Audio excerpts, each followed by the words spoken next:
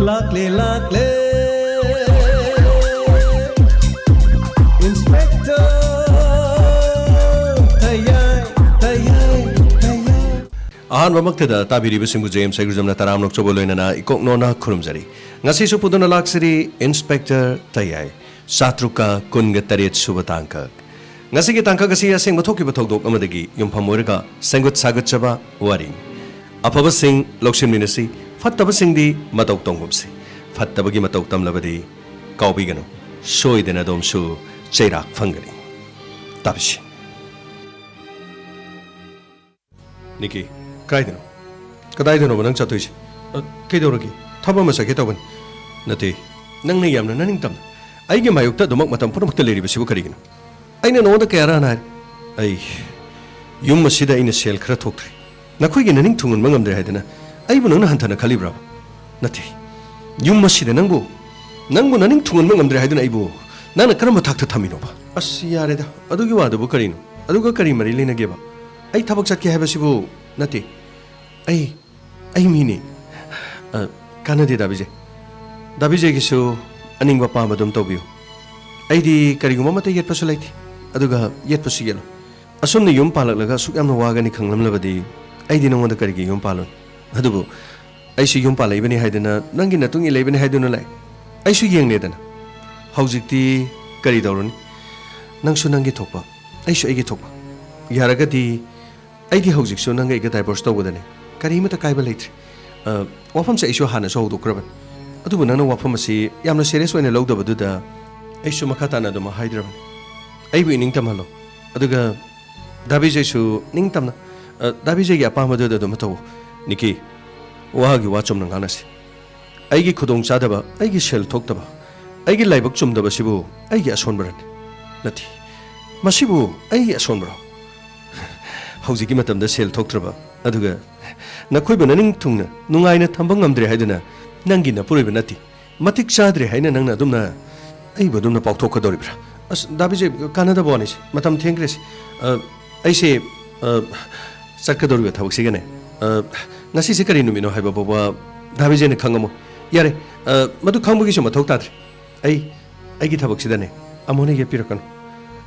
yumasi dai lening draba aduga mit yamna narage de dum habiro ipam da dum sakiki aina mafam sta leri basidi tangai phada bagini yumdagi so halamana haiba aduga somdasu dabije gi mung manuna adugi ai tangai phadana ne matam khara sontharaga leibagi wan aigi punsi de sumna loiba dai pamdi aduga mafam asida bharada numit kyani lekidorigi yum duda adumak leisi yum duda adumak thabak susi haiba matamda dabije ne yakiti haujikti bharani haiduni yum thado galai aduga mafam asida karimata tawbusung amtri dabije punsi se anira hanba yaba nati pokliba aikhogi mapokse amuk khaktan mapok taret adu ada mado aidi thajaba ngamti pokliba mapoksina loirabani aduga mapok ase aidi phagi tahanba pamdi dabije warogunu yara degi punsida ai hitpa pibiganu aibu mafam sida lehening draga sodum habiu ai ngasi madum chasaki ai tangai fadana halaman haibadagi leiben aduga aina wafam se hai haiduna aibu oktabi aduga aning ba pambada aigi isagi izat pulai khatan manu pini haina khanbigan aisu aigi chapchaba khongpham ama semna nabagi dam honabagi wan hauji makidi ai kanhagum momgi mafam da kai kiba lan kiba leit maramaduna aisu aigi maru mapanga tinabada dabije nengondi yengsan birakan aina su dabije di yengsan balaiti makhata nengondi yelo ro haina khale ai satki ai niki nangi wakhal magna dumna yauraba chome ai matik sadaban ai shel thoktaban aina mafam asida bharada leiriba sisu nang aigi punsigi afaba awonba anowa yawol malakani haiduna khong thangba lakibe adubu tawru thabak khudimakta loina mak mai thiredan aina thangluba thabak khudima mai pak pa haibudu oitri adubu ai honari aishu nupa amagi chap chaba daita de lodun honari adu maktada nangi wakhalna tu kyamna phari nangi apamadi aishu yelo adubu nangna thangli bo khongthang ado ai ya pa manati haibasidi masidi khanguni ki ꯑꯩꯒꯤ ꯑꯄꯥꯝꯕ ꯅꯠꯇꯦ ꯍꯥꯏꯕꯗꯨꯗꯤ ꯅꯪꯁꯨ ꯈꯪꯉꯨꯅꯦꯀꯦ ꯀꯔꯤꯅꯣ ꯅꯪ ꯉꯁꯤꯗꯤ ꯑꯌꯨꯛ ꯌꯥꯍꯧꯕ ꯃꯇꯝꯁꯤꯗ ꯂꯩꯆꯤꯟꯒ ꯊꯥꯔꯗꯅ ꯇꯧꯕꯁꯦ ꯅꯨꯡꯁꯤꯈ꯭ꯔꯦꯗꯀꯣ ꯐꯧꯁꯨ ꯃꯨꯟꯗ꯭ꯔꯤ ꯀꯔꯤꯅꯣ ꯍꯥꯔ ꯆꯥꯏꯕꯣꯏ ꯆꯥꯏꯗꯕꯣꯏ ꯉꯥꯏꯍꯥꯛ ꯂꯩꯔꯗꯤ ꯇꯥ ꯆꯥꯎꯕꯗ ꯀꯔꯤꯅꯣ ꯉꯥꯏꯍꯥꯛ ꯂꯩꯔꯗꯤ ꯃꯥ ꯑꯃꯨꯛ ꯊꯣꯛꯂꯛꯑꯅꯤꯀꯣ ꯍꯩꯁ ꯀꯔꯤꯅꯣꯅꯦ ꯉꯁꯤꯁꯦ ꯑꯩꯒꯤ ꯄꯨꯛꯅꯤꯡꯗ ꯀꯩꯅꯣꯝꯃ ꯊꯨꯛ ꯂꯥꯎꯕ ꯑꯃ ꯐꯥꯎꯏꯗ ꯀꯔꯤꯅꯣ ꯋꯥꯔꯤ ꯁꯥꯟꯅꯕ ꯃꯥꯜꯂꯦ ꯍꯥꯏꯐꯦꯠꯇ ꯆꯪꯁꯤꯜꯂꯒ ꯌꯦꯡꯒꯦꯀꯣ ꯑꯗꯨꯒꯤ ꯋꯥꯕꯨꯗꯤ ꯑꯩꯁꯨ ꯂꯥꯛꯀꯦꯅ ꯈꯜꯂꯝꯕꯅꯤꯗ ꯑꯗꯣ ꯁꯨꯃꯥꯏꯅ ꯇꯧꯁꯤ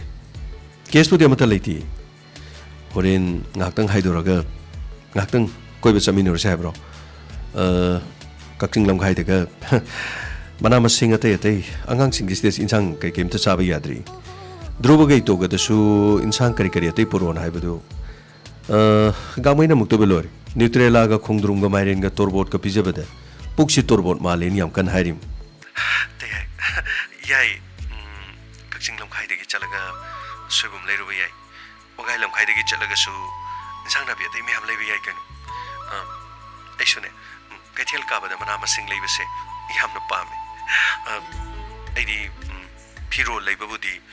मना मसिंग लेबा सिने हेना पामे दे अदुगी वाबुदी ऐसुने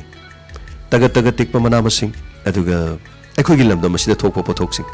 मसिने इना पामिसि अदुबुदे अखोई साइदा फंगलिबा मना मसिंग सिंग असि तिलागिदा कैकेनु यामना हापि हाय मसिबु चाबदा मु तंफा हापतबदे मत लेर सिक्किम गुम स्टेट ती organic state हाइदुना लाउथोक्रब lambda मसिददी organic farming से अदुकी मतिक वाले अदुगा लमदा मसिदा लेबा मियामनसु ऑर्गेनिक फार्मिंग से करिनो हाबसि खंगबो वाले मसि खंगबगी तंगाइ फदबा लेरि पिक्रब स्टेट अमा ओरिबा सिक्किमना ऑर्गेनिक स्टेट अमदी ओइबा ngamlaga करिगिदमक नॉर्थ ईस्ट लेरिबा स्टेट सिंग असिना मतिक मयाइ चेलबा ऑर्गेनिक कया सीजन अदुना ऑर्गेनिक फार्मिंग तौद्रिबनो हाबसे मसि मिजेंग चंगबचुम ते सही अमदा हेक्ता ऑर्गेनिक फार्मिंग ओइबदी यादबा माले अदुगी वाबदी तंफा ऑर्गेनिक फार्मिंग तौगे हाइतारगदी सही दुदि गेक्ता होबा यादि समना हारबदा सिक्किम नने मखोइन ऑर्गेनिक फार्मिंग ओइना होनरखिबसि सही 13 दगिना सही 13 गी जर्नी म संखि मसी खरा खरा हौरबदी ngasi सही 10 गी मतुंगददी मणिपुर सु ऑर्गेनिक स्टेट अमा ओइगदौरिबन अदु मसी नत्रिबा मकैदि चारि थैबा मना मसिंग सिंगिन अखोइगी सादा कानबा पि हाइबबु अमांगबसु खरा खरा यावबा तारगदी अखोइगी सादा अमांगबगी अमांगबा ngakto ओइगदौरिबनि स्क्रीनो ने तौरिसु पाखंग लेसाबी वरे सानाबजिबु मना मसिंग ऑर्गेनिक की वरे दुम सानाग्रे नति खोंद्रोम माइरेन तोरबोट मना मसिंग लेबगी वरे सानाबा पाखंग लेसाबी सिंगसिबु साइता वयबा क्रीनो खुदांग करी हकपा खोटपा थमोइदा अदुगी ममी ताबा नंगी नुंसी वहै तारोदगी क्रीनो तुंबा याद्रे अदु तौरे अदा तौरे क्रीनो नंगी तंगांगलबा सिंबानो नंगी तंगांगलबा खजाइदो नंगी समलांगी मरुमदा अदु अदा हायरगा क्रीनो पखंग लेसाबिसिबु हाइना दाइने क्रीनो असिगी पखंग लेसाबिसिबु खोंद्रुम माइरेनगी वरी सनाबा पखंग लेसाबिसिबु क्रीनो असिबु अखोइगी चाबा थकपगी मतांगदा सुम मखोइना खनाख्रे अतोपा वाफमदि खनादे क्रीनो असिबु करम पखंग लेसाबी ओइबनो हाइबसिबु पखंग लेसाबी मांद्रेदा सिदि क्रीनो खोंद्रुम माइरेनगी वरी सनादि हनु हनागी मालेदि क्रीनो खंगेदा करिनो गांबै तैदुबो सर सर सर क्रिसु तौदे सर आई साइदा सर आई क्रिनो ता हाइगेना सर नाते वादु कन कन सुंगांगा सुंखा कन खले करिनो बनंग हाइबो सर पखंग लिसाबी की वरी सनददना सर खोंद्रुम माइरेन की वरी सनाबदुबु मना मसिंग की वरी सनाबदु करम पखंग लिसाबी नो हाइजगे दावबनी द सर करी काइगे खोंद्रुम माइरेन सी होरेन कोइबे चटपदे लेरुसिरन खनबन नति खोंद्रुम माइरेन दु लेबद मना मसिंग लेबे चटप मतमदा कोइबे चटमिनरदि नुंसिनरिदु पखंग लिसाबीगदु चटफम लेत्रिदु चटनबगी मरमम लेरदि याद्रो तोना फजाग्रे सही तोइबा मीगी पखंग लिसाबीदि क्रीनो कक्सिंग गरदेन द कोरसे एमएमआरसी पार्क द कोरसे लांगोन की व्यू द कोरसे अदु गार्डन द हेवन गार्डन द अदु गार्डन द हाय क्रीनो गांगी द कोई सार कोई की गार्डन सिदि कक्सिंग लमखाय की सोइबम द क्रीनो वकाय लमखाय की कोबी दि क्रीनो गावबदु करम पखंग लिसाबीनो सेनि द सर अदुगी वाबुदी नखोइगी दमक्ता नत्रो नते नंबु खोंद्रुम माइरेन ngakta chabada puktu खोंद्रुम माले तोरबोट माले न हाइदैने सर अदुबुदी यामना चुम्मेदे सर अदैदा अमुक सार नमुक वगाइ लमखाइदे चलगा माइरेन ग खोंद्रुम ग तपताइने लेबिगदबो ओइरदि सर कोइबदी चटपियो अदुबु लेरकदबु मना मसिंगदुदि खोंद्रुम ग माइरेन गदि सर मतम खरा लेबखिसे सर करिगी ꯑꯗꯨꯗꯤ ꯃꯅꯥ ꯃꯁꯤꯡ ꯅꯠꯇ꯭ꯔꯣ ꯁꯔ ꯉꯁꯥꯏ ꯑꯩꯅ ꯍꯥꯏꯖꯈꯤꯕꯗꯨ ꯀꯥꯎꯔ ꯃꯥꯜꯂꯦ ꯁꯔ ꯄꯨꯛꯁꯦ ꯇꯣꯔꯕꯣꯠ ꯃꯥꯜꯂꯦ ꯁꯔ ꯇꯨꯡꯂꯣꯝꯗꯒꯤ ꯌꯦꯡꯕꯗꯗꯤ ꯅꯤꯡꯁꯤꯗꯤ ꯁꯔ ꯃꯥꯏꯔꯦꯟ ꯐꯝꯕꯥꯛꯇꯣ ꯃꯥꯜꯂꯦ ꯁꯔ ꯏꯁ ꯇꯧꯔꯤꯁꯤ ꯌꯦꯡꯀꯣ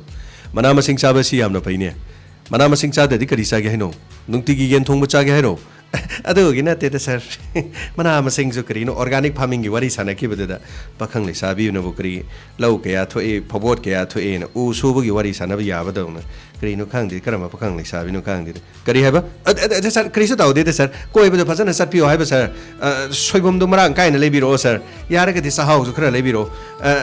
ꯑꯗꯨ ꯅꯠꯇꯕ ꯁꯔ ꯌꯥꯔꯒꯗꯤ ꯌꯦꯟꯒꯨꯝꯕ ꯁꯦꯝꯅꯅꯕꯒꯤ ꯀꯛꯆꯤꯡ ꯂꯝꯈꯥꯏꯗ ꯌꯣꯟꯕ ꯊꯥꯡꯄꯥꯛꯇꯣ ꯁꯔ ꯀꯔꯤꯅꯣ ꯑꯗꯨꯒꯤ ꯊꯥꯡꯄꯥꯛ ꯑꯆꯧꯕ ꯑꯝꯇ ꯂꯩꯕꯤꯔꯛꯑꯣ ꯀꯔꯤ ꯁꯥ ꯀꯛꯄꯗꯨ ꯌꯥꯝꯅ ꯅꯨꯡꯉꯥꯏꯇ꯭ꯔꯦ ꯑꯃꯈꯛ ꯂꯩꯕꯁꯤꯗꯤ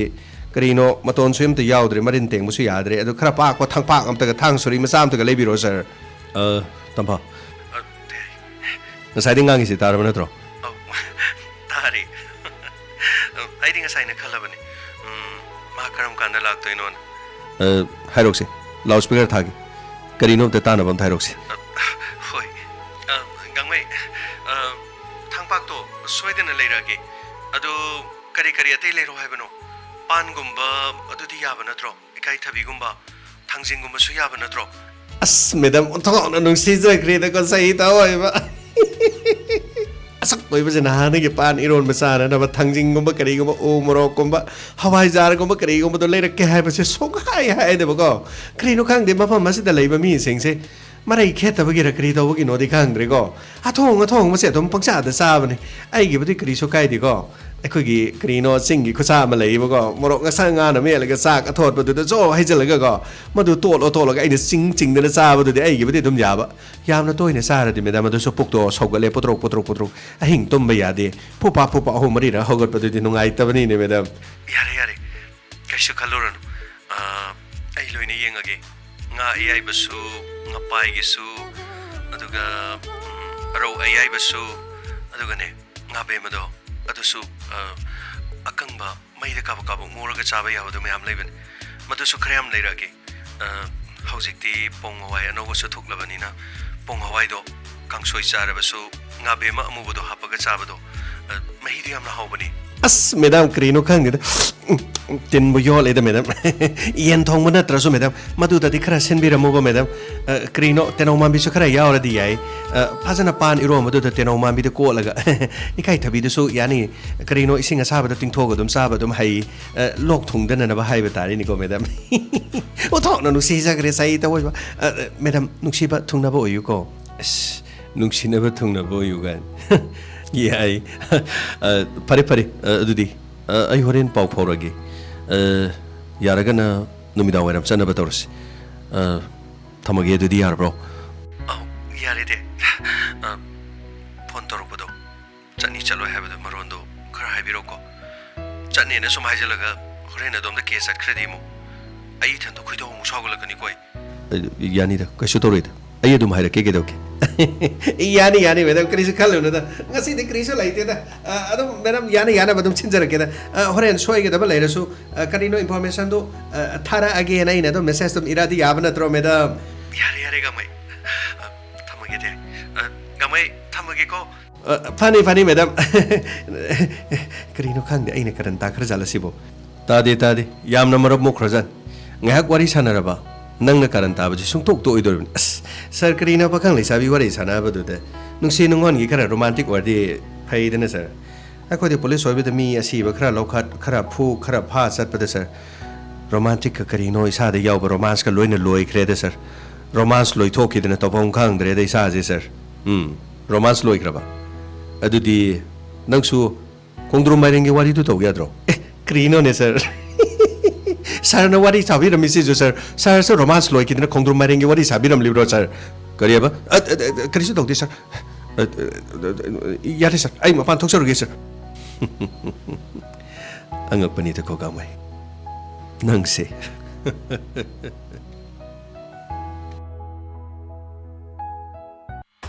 ꯅꯤꯀꯤ ꯃꯇꯝ ꯄꯨꯝꯅꯃꯛꯇ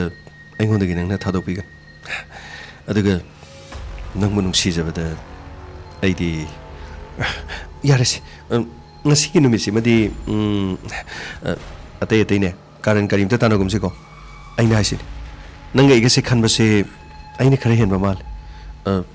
ꯑꯌꯥꯝꯕ ꯃꯇꯝꯗꯅꯦ ꯅꯪꯅ ꯊꯋꯥꯏ ꯌꯥꯎꯕꯁꯤ ꯎꯅꯕꯒꯨꯝꯕ ꯊꯦꯡꯅꯕꯒꯨꯝꯕ ꯃꯁꯤ ꯈꯛꯇꯅ ꯑꯣꯏꯅ ꯏꯟꯇꯔꯦꯁ ꯂꯧꯏ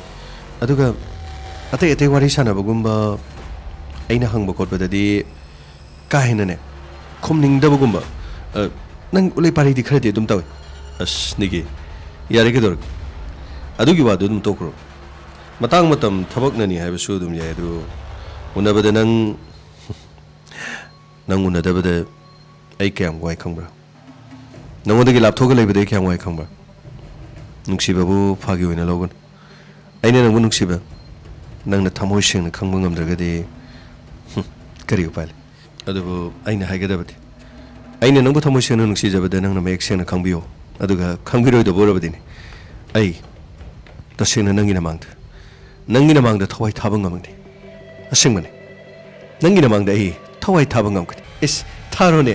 ꯁꯤ ꯊꯋꯥꯏꯗꯨ ꯊꯥꯔꯣꯕ ꯁꯦ ꯊꯥꯡꯁꯤꯗ ꯂꯩꯔꯤ ꯁꯤ ꯄꯥꯏꯌꯣ ꯀꯩꯅꯣ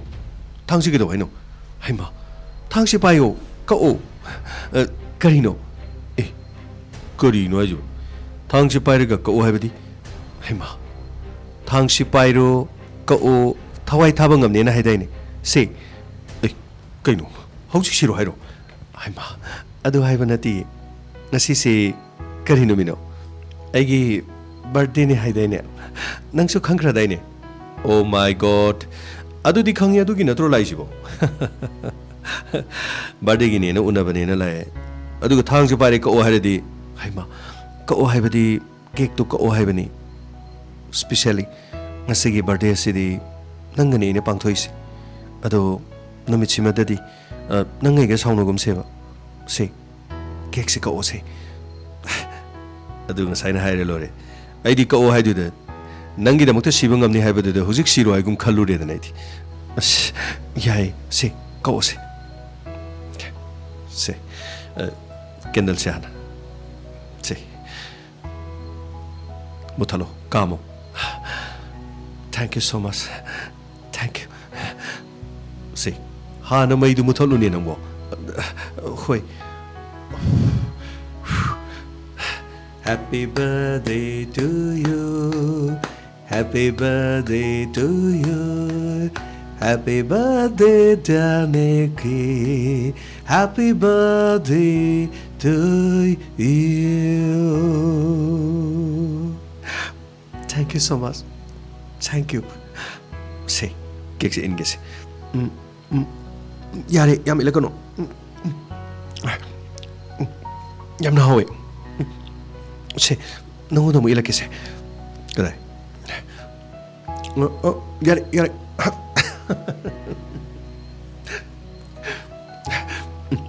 얌나 호이고 아이 커피제 얌밤 커피기 만남세 얌나 동안에 두는 객시 커피고 있는 셈할리니 오케이 let's celebrate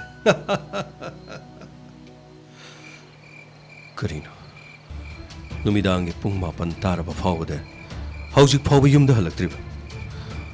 ꯃꯍꯥꯛꯀꯤ ꯃꯣꯕꯥꯏꯜ ꯑꯁꯤꯁꯨ ꯁ꯭ꯋꯤꯆ ꯑꯣꯐ ꯂꯩ ꯑꯃꯨꯛꯇꯪꯒ ꯇꯧꯔꯒ ꯌꯦꯡꯈꯤ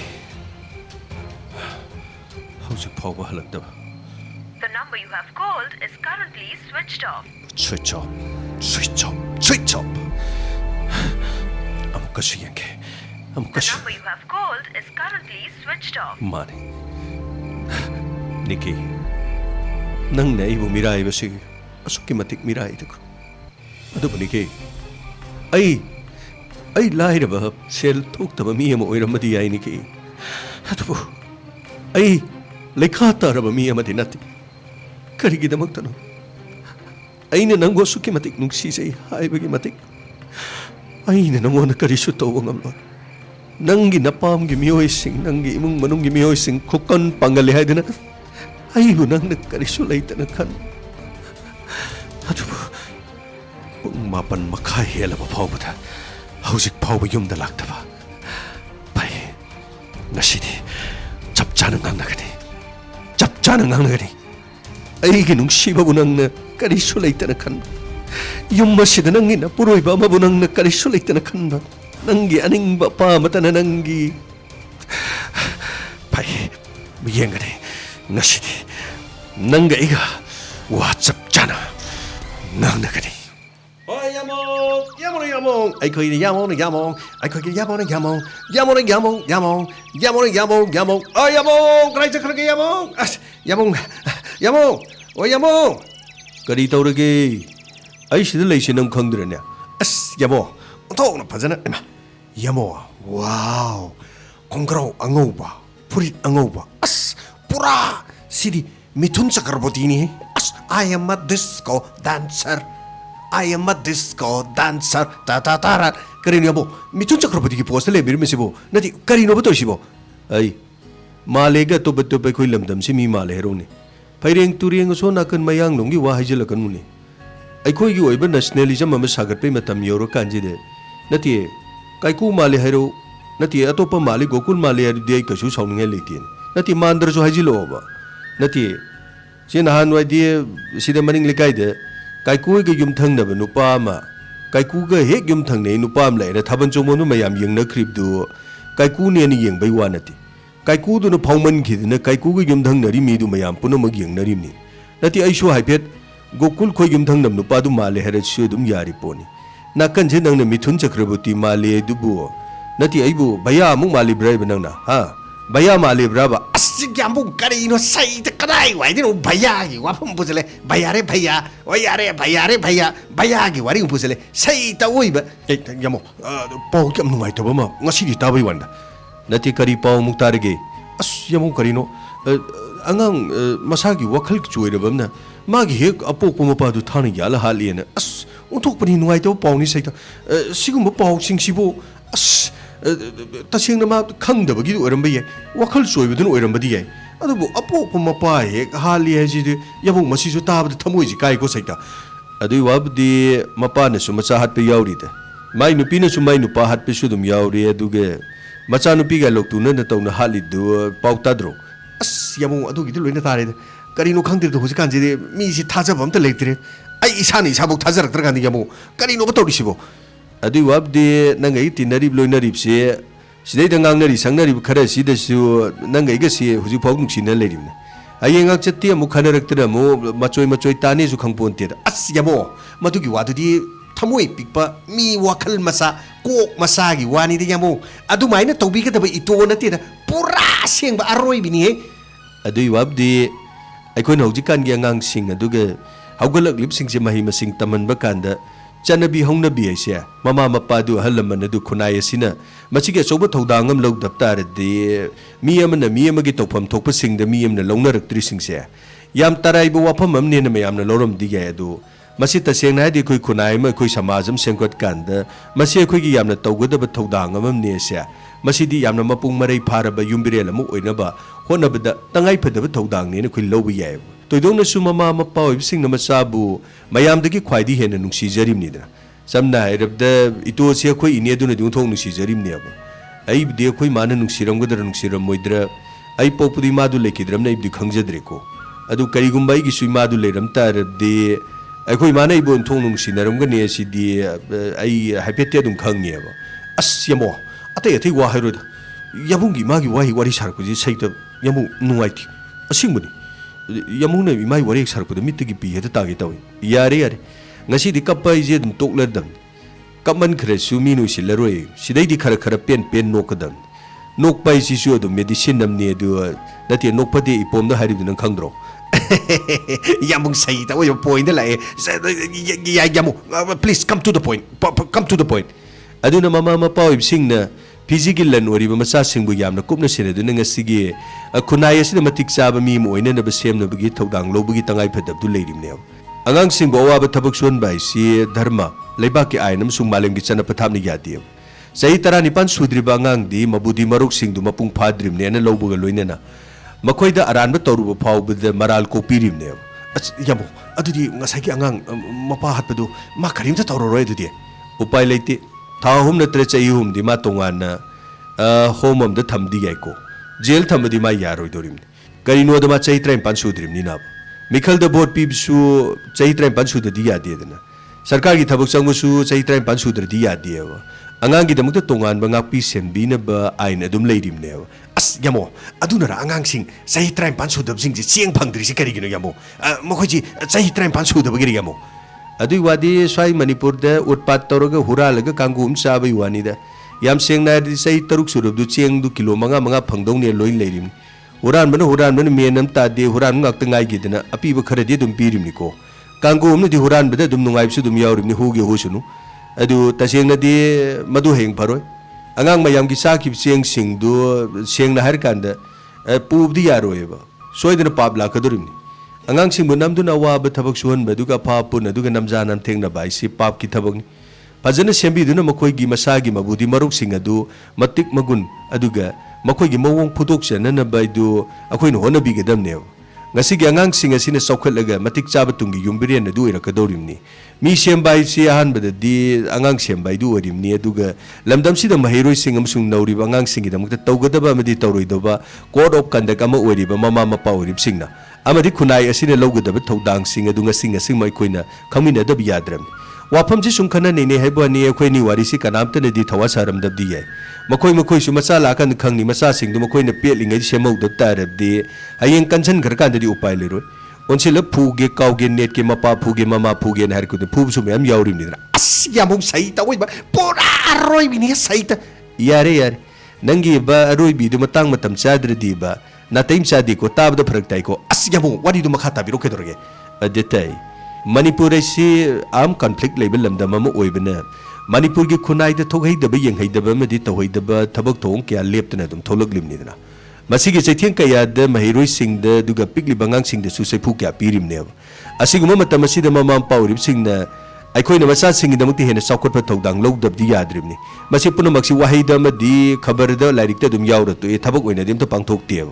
hayeng makoi macha sing nu pharak tarkan da di waduri di mama pa du hayeng migi macha nu pi rep chatharo mama pa ko yawro in tumin yaroi mayum mai tharak tri yum le yaroi di upai leiti karai moi le dori do macha du warak hogda dana ko na hayeng warak pudi migi macha ijat mangal warak ti yaroi ba kona iste thokpa thodok sing asin maram ore mama pa du yam seng na har ga di pigli macha kya du makoi semagi mathau tarim ne amarom da di mama pa na pigli macha kya hundolum su yaudam na tiam nawok na ko na suma pung pha dam na maram ore ga makoi sing adu na kari gum tam da mong marin nai da ba thong kya khunai da dum cha thorok pa ugodorim yam seng nai rab di pigli bangang sing du mama pa leitre suma khoi ja phaba mi mo ine na magi dum sema mathau tai natra di khoi isa dang pharalore mi masa di phage phok pharoi to haini hayeng mi masa du na phalak tra di mi masa du na thang na narum thila di loi i thok tra si durim ne ba kunai si da ahibam sung haita bai si punama kharga hairaga loi lein parim ahiba khara haitaba khara en leir kanda ai haina gari thauri hai so haitab du thomjalab di ahib du so pungta ta turim dina asya bung sai ta oi ba bung gi wa pham pura roi bi sai ta oi ba adetai asiguma problem singa sima kai khoi khangdom min dina tangdu leikta da ba du ga mong ama madu erak lipse khoi semdong na bagi tangai phadab du leba yumban bagi punsi da khongda min nari ba nupa nupi gi marak ta su nupi oi bi ne ka hena kunai da dum thodang ti chaung na lori kariguma mafam khara dadi nupi ne hena phauman khidra mawa mapuroi masing tha dab se dum yawrim niko masi khakta nate lau singub da nupi ne yam thodang chaung na loba laloni tik toba mamdi government ki thabak tominaba nupa nupi ani magyumban minarab su nupi oibidu nu mapuroi bi sebad unsile tawrim macha masu gi laik laisu tami thodang so mu loksilim ne chamana hogala chamana na thabak chala chamana na office ka badu mu chamana na thabak tu tawdi yadam ni mana khara di dum chamana na mapuroi nu thabak tawro su nupi du khara helim ne yungi thabak kumnom loina na dharma gi oiba duga yarga di nangna na bane lekai gi sorat lohong khongdong su nupi du na mu su office ka ba nangna hona khalaklim ne amadi yumgi thodang kaya si nupi sing na pangthok lipse nupi gi thodang si kaya mu gam chaw khrom no si ngasi khunai si de akhana nei na dab di yaroi ba wari da di sum haibe wani edu puthola khana nei na di sengram ti yauti nupi sing na suki mati khunai si de thodang lori edu nupa sing na manaba sinpam sumin na rab su nupi sing gi mateng pang bagi wang mada matam ka hena manghan du na sanai yu nei na chingba duga nisa sa selaga dum tongan ba party to bai wafung kya le di me masi de na te ba yumban bagi nupa nupi ani gi mari gi wang mada top mari leina bagi mong de sathaba kya su dam na te duga mara leijadam nupi kya di tongan ba leina tina kya su mapuroi na pusalak lanjit bi nupi kaya di dasa tab su yaurim ne asiguma phatraba khudol kaya su nupi sing de tambi yaurim mama mapa sing na masa sing bu larik lai su tambi bagi wang ma de duga maning tamne na ba sening ba saning ba loina na tawning ba tawhon bagi thaba sida puning thogot pam di thok trim ne ꯃꯆꯥꯁꯤꯡꯅ ꯍꯣꯡꯂꯛꯄ ꯃꯑꯣꯡ ꯑꯗꯨꯒꯤ ꯃꯈꯥ ꯄꯣꯟꯅ ꯃꯃꯥ ꯃꯄꯥꯁꯤꯡꯅ ꯃꯇꯝ ꯆꯥꯅ ꯃꯆꯥꯁꯤꯡꯕꯨ ꯌꯦꯡꯁꯤꯟꯕ ꯍꯥꯏꯁꯤ ꯇꯉꯥꯏ ꯐꯗꯦꯕ ꯂꯥꯏꯔꯤꯛ ꯂꯥꯏꯁꯨ ꯃꯄꯨꯡ ꯐꯥꯅ ꯃꯈꯥ ꯇꯥꯅ ꯇꯝꯕ ꯉꯝꯗ꯭ꯔꯕꯁꯨ ꯚꯣꯀꯦꯁꯅꯦꯜ ꯏꯖꯨꯀꯦꯁꯅꯦꯜ ꯁꯥꯟꯅ ꯈꯣꯠꯅꯕ ꯑꯗꯨꯒ ꯄꯨꯟꯁꯤꯒ ꯆꯥꯅꯕ ꯁꯤꯟꯐꯝ ꯑꯃꯃꯝ ꯃꯆꯥ ꯃꯁꯨꯁꯤꯡꯗ ꯄꯤꯛꯂꯤꯉꯩꯗꯒꯤ ꯁꯦꯟꯊꯣꯛ ꯂꯝꯕꯤ ꯑꯁꯤ ꯇꯝꯕꯤꯕꯒꯤꯁꯨ ꯇꯉꯥꯏ ꯐꯗꯕ ꯂꯩꯔꯤꯕꯅꯤ ꯑꯣꯖꯥꯁꯤꯡꯒꯤ ꯃꯅꯥꯛꯇ ꯊꯥꯗꯨꯅ ꯂꯩꯍꯟꯗꯨꯅ ꯇꯝꯍꯟꯕꯁꯨ ꯃꯊꯧ ꯇꯥꯏ ꯉꯁꯤꯒꯤ ꯈꯨꯟꯅꯥꯏ ꯑꯁꯤꯗ ꯅꯨꯄꯥ ꯅꯨꯄꯤ ꯑꯅꯤ ꯊꯣꯡ ꯃꯥꯟꯅꯅ ꯆꯥꯎꯈꯠꯅꯕ ꯍꯣꯠꯅꯕꯗ ꯅꯨꯄꯥ ꯑꯃꯗꯤ ꯅꯨꯄꯤꯁꯤꯡꯅ ꯃꯈꯣꯏꯅ ꯑꯉꯥꯡ ꯑꯣꯏꯔꯤꯉꯩꯗꯒꯤ ꯃꯃꯥ ꯃꯄꯥꯁꯤꯡꯅ ꯁꯤꯒꯨꯝꯕ ꯁꯤꯟꯐꯝ ꯑꯁꯤꯗ ꯆꯪꯅꯅꯕꯒꯤ ꯃꯁꯥ ꯀꯔꯤ ꯆꯥꯅꯔꯤꯕꯅꯣ ꯈꯜꯂꯒ ꯂꯩꯍꯟꯕꯁꯨ ꯌꯥꯔꯤ ꯄꯣꯠꯅꯦꯕ ꯑꯁ ꯌꯥꯝꯃꯨꯛ ꯀꯗꯥꯏꯗꯒꯤꯅꯣ ꯁꯤꯗꯩꯗꯤ ꯏꯟꯖꯤꯅꯤꯌꯥꯔ ꯑꯣꯏꯗꯣꯔꯤ ꯗꯣꯛꯇꯔ ꯑꯣꯏꯗꯣꯔꯤ ꯂꯩꯔ ꯃꯣꯔꯥ ꯁꯥꯕ ꯇꯝꯕꯤꯔꯣꯏꯗꯤ ꯑꯃꯨꯛ ꯀꯔꯝꯍꯥꯏꯅ ꯇꯧꯗꯣꯏꯅꯣ ꯃꯤ ꯑꯃꯨꯛ ꯏꯇꯣ ꯑꯗ ꯇꯥꯏ ꯌꯥꯝ ꯁꯦꯡꯅ ꯍꯥꯏꯔꯕꯗꯤ ꯑꯔꯩꯕꯅ ꯑꯔꯩꯕꯤ ꯃꯍꯨꯝ ꯁꯥꯕꯩ ꯋꯥꯅꯤ ꯂꯩꯇꯕꯗꯤ ꯀꯝꯗꯧꯅꯤ ꯂꯩꯇꯕꯗꯤ ꯍꯌꯦꯡ ꯆꯥꯗꯕꯗꯤ ꯌꯥꯔꯣꯏ ꯅꯨꯄꯤ ꯊꯤꯔꯛꯀꯅꯤ ꯑꯉꯥꯡ ꯌꯥꯎꯁꯤꯜꯂꯛꯀꯅꯤ ꯃꯥꯅ ꯃꯇꯤꯛ ꯆꯥꯗ꯭ꯔꯤꯉꯩꯗꯨꯗ ꯃꯇꯤꯛ ꯆꯥꯗꯕ ꯃꯆꯥ ꯃꯌꯥꯝ ꯄꯨꯁꯜꯂꯛꯀꯗꯣꯔꯤꯕꯅꯤ ꯃꯗꯩꯗꯤ ꯈꯨꯟꯅꯥꯏ ꯑꯁꯤꯗ ꯑꯃꯨꯛ ꯃꯥꯅ ꯑꯃꯨꯛ ꯃꯈꯜ ꯃꯈ꯭ꯋꯥꯅꯤ ꯃꯥꯅ ꯇꯧꯔꯛꯀꯗꯣꯔꯤꯁꯦ ꯑꯁ ꯌꯥꯝꯃꯨꯛ ꯁꯩ ꯇꯧꯕ ꯄꯨꯔꯥ ꯑꯔꯣꯏꯕꯤꯅꯤ ꯁꯩꯇ ꯉꯁꯥꯏ ꯉꯥꯡꯂꯤ ꯋꯥꯁꯤ ꯅꯪꯗꯤ ꯅꯤꯡꯊꯤ ꯅꯨꯡꯉꯥꯏꯅ ꯆꯪꯗ꯭ꯔꯕꯣ ꯌꯥꯝꯃꯨꯛ ꯆꯪꯉꯤ ꯀꯩꯗꯧꯔꯒꯦ ꯄꯤꯛꯂꯤꯕ ꯑꯉꯥꯡꯁꯤꯡ ꯑꯗꯨꯒ ꯍꯧꯒꯠꯂꯛꯂꯤꯕꯁꯤꯡ ꯑꯁꯤꯗ ꯃꯃꯥ ꯃꯄꯥꯒꯤ ꯆꯥꯎꯔꯕ ꯊꯧꯗꯥꯡ ꯑꯃ ꯂꯩ ꯑꯗꯨꯒ ꯃꯁꯤ ꯄꯨꯝꯅꯃꯛꯁꯦ ꯅꯨꯄꯥ ꯅꯨꯄꯤ ꯑꯅꯤꯒꯤ ꯍꯤꯡꯕꯒꯤ ꯄꯨꯟꯁꯤꯗ ꯂꯧꯅꯔꯤꯕ ꯗꯥꯏꯇ ꯑꯗꯨꯒ ꯃꯇꯤꯛ ꯆꯥꯕ ꯅꯥꯒꯔꯤꯛ ꯑꯃ ꯑꯣꯏꯅꯅꯕ ꯍꯣꯠꯅꯕꯗ ꯃꯥꯒꯤ ꯊꯧꯗꯥꯡꯗꯨ ꯆꯨꯝꯅ ꯂꯧꯍꯟꯅꯤꯡꯕꯒꯤ ꯃꯇꯥꯡꯗ ꯅꯠꯇ꯭ꯔꯒ ꯑꯃꯨꯛ ꯍꯥꯏꯕꯤꯔꯤꯕ ꯋꯥꯁꯤꯕꯣ ꯑꯗꯨꯕꯨꯗꯤ ꯃꯨꯟꯅ ꯐꯖꯅ ꯇꯥꯔꯝꯖꯥꯅꯤꯅꯤ ꯌꯥꯃꯨꯡꯁꯨ ꯁꯩꯇ ꯄꯨꯔꯥ ꯑꯔꯣꯏꯕꯤꯅꯤ ꯑꯗ ꯇꯥꯏ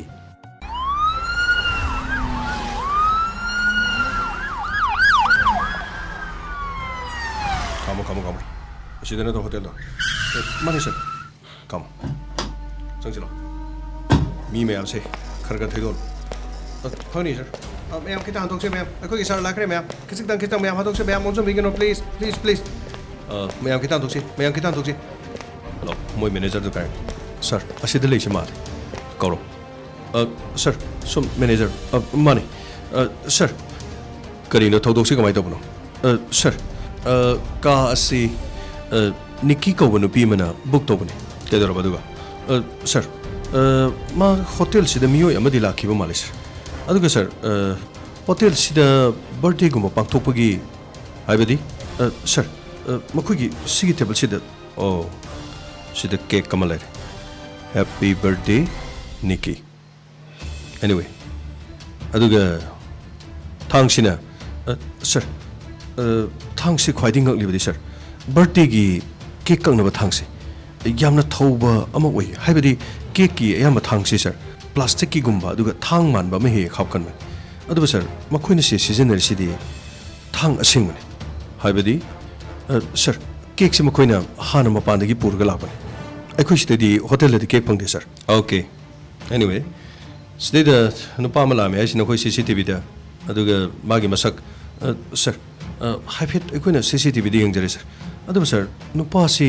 ꯇꯨꯄꯤ ꯑꯃ ꯎꯞꯄꯤ ꯑꯗꯨꯒ ꯃꯥꯒꯤ ꯃꯁꯛꯇꯨ ꯁꯤꯗ ꯂꯩꯔꯦ ꯁꯔ ꯁꯤꯗ ꯂꯩꯖꯔꯦ ꯑꯉꯥꯡ ꯁꯥ ꯑꯝꯇ ꯚꯤꯗꯤꯑꯣ ꯐꯣꯇꯦꯖꯇꯣ ꯑꯝꯇ ꯇꯧ ꯐꯅꯤ ꯁꯔ ꯁꯔ ꯁꯤꯗ ꯑꯝꯇ ꯌꯦꯡꯕꯤꯌꯨ ꯁꯔ ꯀꯗꯥꯏ ꯃꯥ ꯇꯨꯄꯤ ꯑꯉꯥꯡꯕ ꯑꯃ ꯎꯞꯄ ꯑꯗꯨꯒ ꯃꯥꯛꯁ ꯑꯃꯁꯨ ꯎꯞꯄ ꯑꯦꯅꯤꯋꯦ ꯃꯥꯒꯤ ꯒꯥꯔꯤ ꯄꯥꯛ ꯁꯔ ꯒꯥꯔꯤ ꯄꯥꯛ ꯁꯤꯗꯩꯗ ꯀꯥꯔ ꯑꯃ ꯁꯤꯗꯩꯗ ꯑꯃꯨꯕ ꯀꯥꯔ ꯑꯃ ꯆꯪꯉꯤꯁꯦ ꯁꯔ ꯁꯤꯗꯒꯤ ꯀꯨꯝꯊꯔꯛꯄꯗ ꯍꯧꯖꯤꯛꯀꯤ ꯀꯦꯞ ꯑꯉꯥꯡꯕ ꯎꯞꯄ ꯃꯤꯗꯨ ꯁꯤꯗ ꯂꯩꯔꯦ ꯑꯗꯨꯗꯤ ꯊꯕꯛꯁꯦ ꯄꯥꯡꯊꯣꯛꯄ ꯂꯣꯏꯔꯒ ꯍꯥꯏꯕꯗꯤ ꯅꯨꯄꯤꯁꯤ ꯃꯍꯥꯛꯅ ꯍꯥꯠꯂꯤꯕ ꯖꯥꯠꯂꯥ ꯅꯠꯇ꯭ꯔꯒꯅ ꯃꯥꯒꯤ ꯆꯠꯄꯒꯤ ꯃꯑꯣꯡ ꯃꯇꯧ ꯊꯣꯛꯈꯤꯕꯒꯤꯗꯤ ꯁꯔ ꯁꯤꯗ ꯂꯩꯖꯔꯦ ꯁꯔ ꯀꯔꯤꯃꯠꯇ ꯃꯑꯣꯡ ꯍꯥꯗꯅ ꯉꯁꯥꯏ ꯆꯪꯉꯛꯄꯗꯨꯅ ꯃꯈꯨꯠꯇ ꯃꯍꯥꯛ ꯈꯥꯎ ꯑꯃꯗ ꯁꯔ ꯃꯗꯨ ꯀꯦꯛ ꯑꯣꯏꯔꯝꯗꯧ ꯃꯥꯜꯂꯤ ꯁꯔ ꯔꯥꯏꯠ ꯆꯪꯉꯛꯄꯗ ꯀꯦꯛꯁꯤ ꯃꯥꯅ ꯄꯣꯔꯛꯄ ꯍꯥꯏꯕꯗꯤ ꯀꯦꯛꯁꯤ ꯃꯍꯥꯛꯅ ꯄꯣꯔꯛꯄ ꯀꯦꯛ ꯑꯃ ꯊꯣꯛꯈꯤꯕ ꯃꯇꯝꯗꯗꯤ ꯃꯈꯨꯠꯇ ꯀꯔꯤꯃꯠꯇ ꯌꯥꯎꯗ꯭ꯔꯦ ꯑꯗꯨꯒ ꯃꯐꯝ ꯑꯁꯤꯗ ꯅꯨꯄꯤꯁꯤꯒꯤ ꯃꯍꯥꯛꯀꯤ ꯃꯣꯕꯥꯏꯜ ꯐꯣꯟ ꯑꯇꯩꯗꯤ ꯁꯔ ꯅꯨꯄꯤꯁꯤꯒꯤ ꯃꯣꯕꯥꯏꯜ ꯐꯣꯟꯗꯤ ꯂꯩꯔꯝꯗ꯭ꯔꯦ ꯁꯔ ꯋꯥꯠ ꯃꯣꯕꯥꯏꯜ ꯐꯣꯟ ꯂꯩꯔꯝꯗ꯭ꯔꯕ ꯑꯗꯨꯗꯤ ꯃꯤꯑꯣꯏ ꯑꯁꯤꯅ ꯐꯣꯟꯁꯨ ꯄꯨꯈꯤꯕ ꯁꯔ ꯄꯨꯕ ꯑꯣꯏꯔꯝꯗꯧ ꯃꯥꯜꯂꯤ ꯁꯔ ꯁꯤꯗ ꯂꯩꯇ꯭ꯔꯤꯁꯤꯅꯗꯤ ꯅꯈꯣꯏ ꯁꯤꯗ ꯂꯩꯔꯤꯕ ꯃꯤꯁꯤꯡ ꯑꯗꯨꯒ ꯍꯣꯇꯦꯜꯒꯤ ꯁ꯭ꯇꯥꯐꯁꯤꯡꯅ ꯄꯥꯏꯁꯟꯗ꯭ꯔꯦꯀꯣ ꯃꯨꯟꯅ ꯁꯦꯡꯅ ꯍꯪꯉꯨ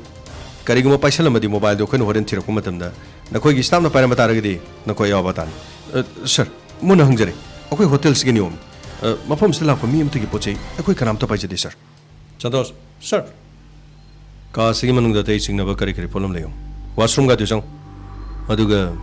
ꯀꯔꯤ ꯃꯈꯣꯏꯅ ꯁꯤꯖꯤꯟꯅꯕ ꯄꯣꯠ ꯆꯩ ꯑꯇꯩ ꯆꯤꯡꯅꯕ ꯌꯥꯕ ꯅꯨꯄꯤ ꯑꯁꯤ ꯀꯅꯥꯅꯣ ꯍꯥꯏꯕꯒꯤ ꯆꯞ ꯆꯥꯕ ꯑꯃ ꯑꯩꯈꯣꯏꯗ ꯈꯪꯗ꯭ꯔꯤ ꯃꯍꯥꯛꯀꯤ ꯑꯥꯏꯗꯦꯟꯇꯤꯇꯤ ꯀꯔꯤꯒꯨꯝꯕ ꯑꯃꯠꯇ ꯂꯩꯇꯦ ꯑꯗꯨꯒ ꯃꯍꯥꯛꯀꯤ ꯃꯁꯛ ꯑꯁꯤ ꯇꯣꯉꯥꯟ ꯇꯣꯉꯥꯟꯕ ꯄꯨꯂꯤꯁ ꯁ꯭ꯇꯦꯁꯟꯗ ꯊꯥꯈꯣ ꯃꯤꯁꯤꯡ ꯔꯤꯄꯣꯔꯠ ꯀꯝꯄ꯭ꯂꯦꯟ ꯇꯧꯕ ꯏꯃꯨꯡ ꯃꯅꯨꯡꯅ ꯂꯩꯕ꯭ꯔꯥ ꯑꯗꯨꯒ ꯅꯨꯄꯤꯁꯤꯒꯤ ꯃꯍꯥꯛꯀꯤ ꯃꯑꯣꯡ ꯃꯇꯧ ꯐꯤꯕꯝꯁꯦ ꯍꯥꯏꯔꯒꯗꯤ ꯂꯩꯁꯥꯕꯤ ꯑꯃꯗꯤ ꯃꯥꯟꯗꯦ ꯃꯧ ꯑꯃꯁꯨ ꯃꯥꯜꯂꯤ ꯑꯃꯔꯣꯝꯗ ꯑꯃꯨꯛꯁꯨ ꯂꯩꯁꯥꯕꯤꯁꯨ ꯃꯥꯜꯂꯤ ꯃꯧ ꯑꯣꯏꯔꯒꯁꯨ ꯃꯌꯨꯝ ꯄꯥꯟꯕ ꯀꯨꯏꯗ꯭ꯔꯤꯕ ꯑꯃ ꯁꯣꯏꯗꯅ ꯑꯣꯏꯔꯝꯗꯧ ꯃꯥꯜꯂꯤ ꯑꯦꯅꯤꯋꯦ ꯑꯃ ꯑꯣꯏꯔꯦ ꯃꯤꯁꯤꯡ ꯔꯤꯄꯣꯔꯠꯁꯤꯡꯗ ꯑꯇꯣꯞꯄ ꯄꯨꯂꯤꯁ ꯁ꯭ꯇꯦꯁꯟꯗ ꯀꯔꯤ ꯀꯔꯤ ꯂꯩ ꯍꯥꯏꯕꯗꯨ ꯌꯦꯡꯁꯤ ꯑꯗꯨꯒ ꯀꯔꯤ ꯀꯔꯤ ꯄꯣꯠ ꯆꯩ ꯒꯥꯡꯃꯩ ꯔꯥꯍꯨꯜ ꯐꯅꯤ ꯁꯥꯔ ꯆꯦꯛ ꯇꯧ ꯃꯦꯅꯦꯖꯔ ꯋꯥꯐꯝ ꯑꯝꯇꯒ ꯈꯪꯖꯒꯦ ꯍꯥꯏꯕꯤꯌꯨ ꯁꯥꯔ ꯍꯣꯇꯦꯜ ꯑꯁꯤꯗ ꯀꯅꯥꯒꯨꯝꯕ ꯃꯤ ꯑꯃꯅ ꯕꯨꯛ ꯇꯧꯔꯦꯀꯣ ꯑꯗꯨꯒ ꯕꯨꯛ ꯇꯧꯔꯀꯥꯟꯗ ꯃꯍꯥꯛꯅ ꯃꯤ ꯑꯇꯣꯞꯄ ꯑꯃ ꯀꯧꯔꯒ ꯃꯐꯝꯁꯤꯗ ꯆꯪꯕꯁꯤ ꯃꯤꯁꯤꯒꯤ ꯃꯍꯥꯛꯀꯤ ꯑꯥꯏꯗꯦꯟꯇꯤꯐꯤꯀꯦꯁꯟ ꯃꯁꯤ ꯈꯪꯕꯁꯤ ꯌꯥꯝ ꯇꯉꯥꯏꯐꯗꯕꯅꯤ ꯍꯣꯏ ꯍꯣꯇꯦꯜꯒꯤ ꯅꯤꯌꯣꯝꯗꯕꯨꯗꯤ ꯃꯤ ꯑꯃꯅ ꯕꯨꯛ ꯇꯧꯗꯨꯅ ꯂꯩꯔꯒꯕꯨꯗꯤ ꯌꯥꯕ ꯂꯣ ꯑꯦꯟ ꯑꯣꯔꯗꯔ ꯃꯇꯝ ꯐꯠꯇꯕꯅꯤꯅ ꯑꯅꯧꯕ ꯆꯪꯉꯤꯕ ꯃꯤꯗꯨꯁꯨ ꯌꯥꯔꯤꯕ ꯃꯈꯩ ꯃꯍꯥꯛꯀꯤ ID ꯑꯙꯥꯔ ꯅꯠꯇ꯭ꯔꯒ ꯚꯣꯇꯔ ꯀꯥꯔꯗ ꯅꯠꯇ꯭ꯔꯒ ꯄꯥꯟ ꯀꯥꯔꯗ ꯃꯁꯤ ꯑꯃꯇꯪ ꯂꯧꯔꯒ ꯃꯐꯝ ꯑꯁꯤ ꯆꯪꯍꯜꯂꯗꯤ ꯈ꯭ꯋꯥꯏꯗꯒꯤ ꯐꯩ ꯃꯔꯝꯗꯤ ꯃꯇꯝ ꯐꯠꯇꯦꯗꯅ ꯅꯤꯌꯣꯝꯗꯕꯨꯗꯤ ꯍꯣꯇꯦꯜꯗ ꯂꯩꯔꯤꯕ ꯃꯤ ꯑꯃꯒꯤ ꯌꯥꯏ ꯍꯥꯏꯕꯕꯨ ꯍꯣꯇꯦꯜ ꯑꯗꯨꯗ ꯃꯤ 3 ꯂꯩꯔꯁꯨ 2 ꯂꯩꯔꯁꯨ 3 ꯂꯩꯔꯁꯨ ꯃꯗꯨꯒꯤ ꯑꯥꯏꯗꯦꯟꯇꯤꯇꯤꯁꯦ ꯌꯥꯝ ꯐꯖꯅ ꯂꯧꯒꯗꯕ ꯃꯄꯥꯟ ꯂꯝꯗ ꯂꯩꯔꯤꯕ ꯍꯣꯇꯦꯜꯁꯤꯡꯗ ꯍꯥꯏꯔꯤꯕꯁꯤꯡ ꯑꯁꯤ ꯆꯠꯅꯕꯤ ꯂꯣꯏꯅ ꯉꯥꯛꯈ꯭ꯔꯕ ꯑꯩꯈꯣꯏ ꯃꯐꯝ ꯑꯁꯤ ꯆꯠꯅꯕꯤ ꯉꯥꯛꯄ ꯐꯩ ꯁꯔ ꯀꯩꯗꯧꯔꯦ ꯕꯦꯃꯣ ꯁꯔ नुपा अमा याम कन मनुंग चे चंगनब याम कन होना लेरि कइनो मनुंग चे चंगनब होनेदि सर महाकि नुपिनि हेब्रा कइनो म तौरि सर मनुंग चंगन जरक सर चंगलो कनानो यंगसे फनि यामा सोम चंग चमिरो सोंद लापियो यामा सर सर सोम कना सर आइगि मिंग विजय कवे सर सिरिम नुपिसिगि माइथोंग मुक्ति यंगजगे सर आई माइथोंग चमुक्ति यंगजगे सर करीनो मफम असिद सिरिब नुपीसी अदोमना कनानेना चिंगनब लेगे सर आइगी नुपी निकी माले सर सोशल मीडिया दा नुपी मो होटल दा असि भक्चांग लेरमे हाइदुना सोशल मीडिया दा थगलकुदा मागी माइथोंग दु उखिबा आइगी नुपी निकी गी फिबा मानबदिगे मफम मस्ति हम थुना लाक्सगिबने सर अमुक्ति गेंगजगे नुपी सिगे माइथोंग से अमुक्ति गेंगजगे सर आइगी लोइनबी निकी गी माइथोंग माले सर निकी की माइथो मैनेजर मफम असदगी फोटो कापगन अखोय सोशल मीडिया दा थागखिब्रो सर वारो बिबेदि सर अखोय स्टाफ सिंग सिदा लेबसिना अहान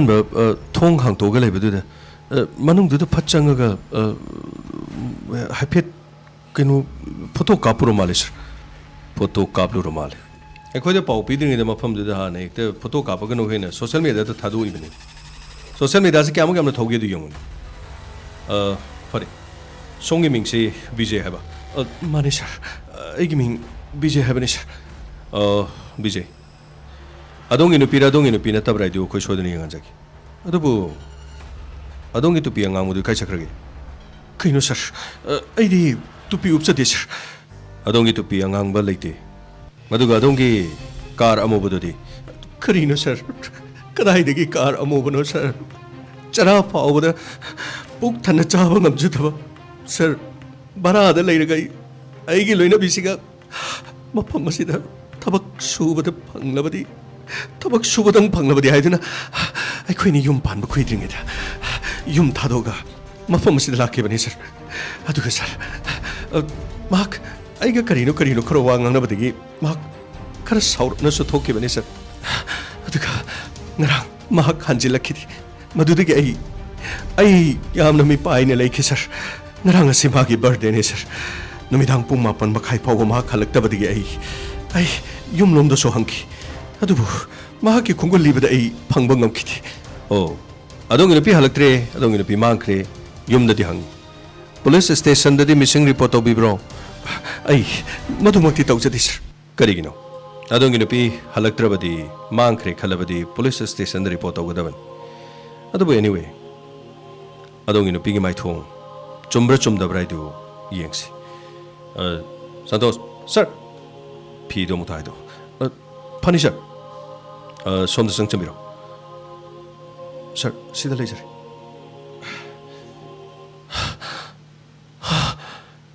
निकी निकी निकी करिनो नंगना तौरिचिबु निकी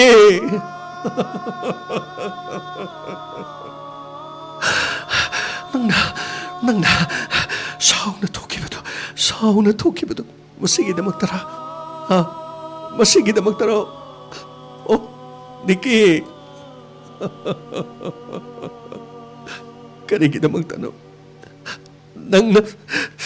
ꯅꯪꯅ ꯑꯩꯕꯨ ꯊꯥꯗꯣꯛꯇꯨꯅ ꯆꯠꯂꯤꯕ ꯃꯥꯅꯦ ꯑꯩ ꯁꯦꯜ ꯊꯣꯛꯇꯕꯅꯤ ꯑꯩ ꯄꯩꯁꯥ ꯄꯥꯏꯗꯕꯅꯤ ꯅꯪꯒꯤ ꯅꯅꯤꯡ ꯊꯨꯡꯍꯟꯕ ꯉꯝꯗꯕ ꯑꯗꯨꯕꯨ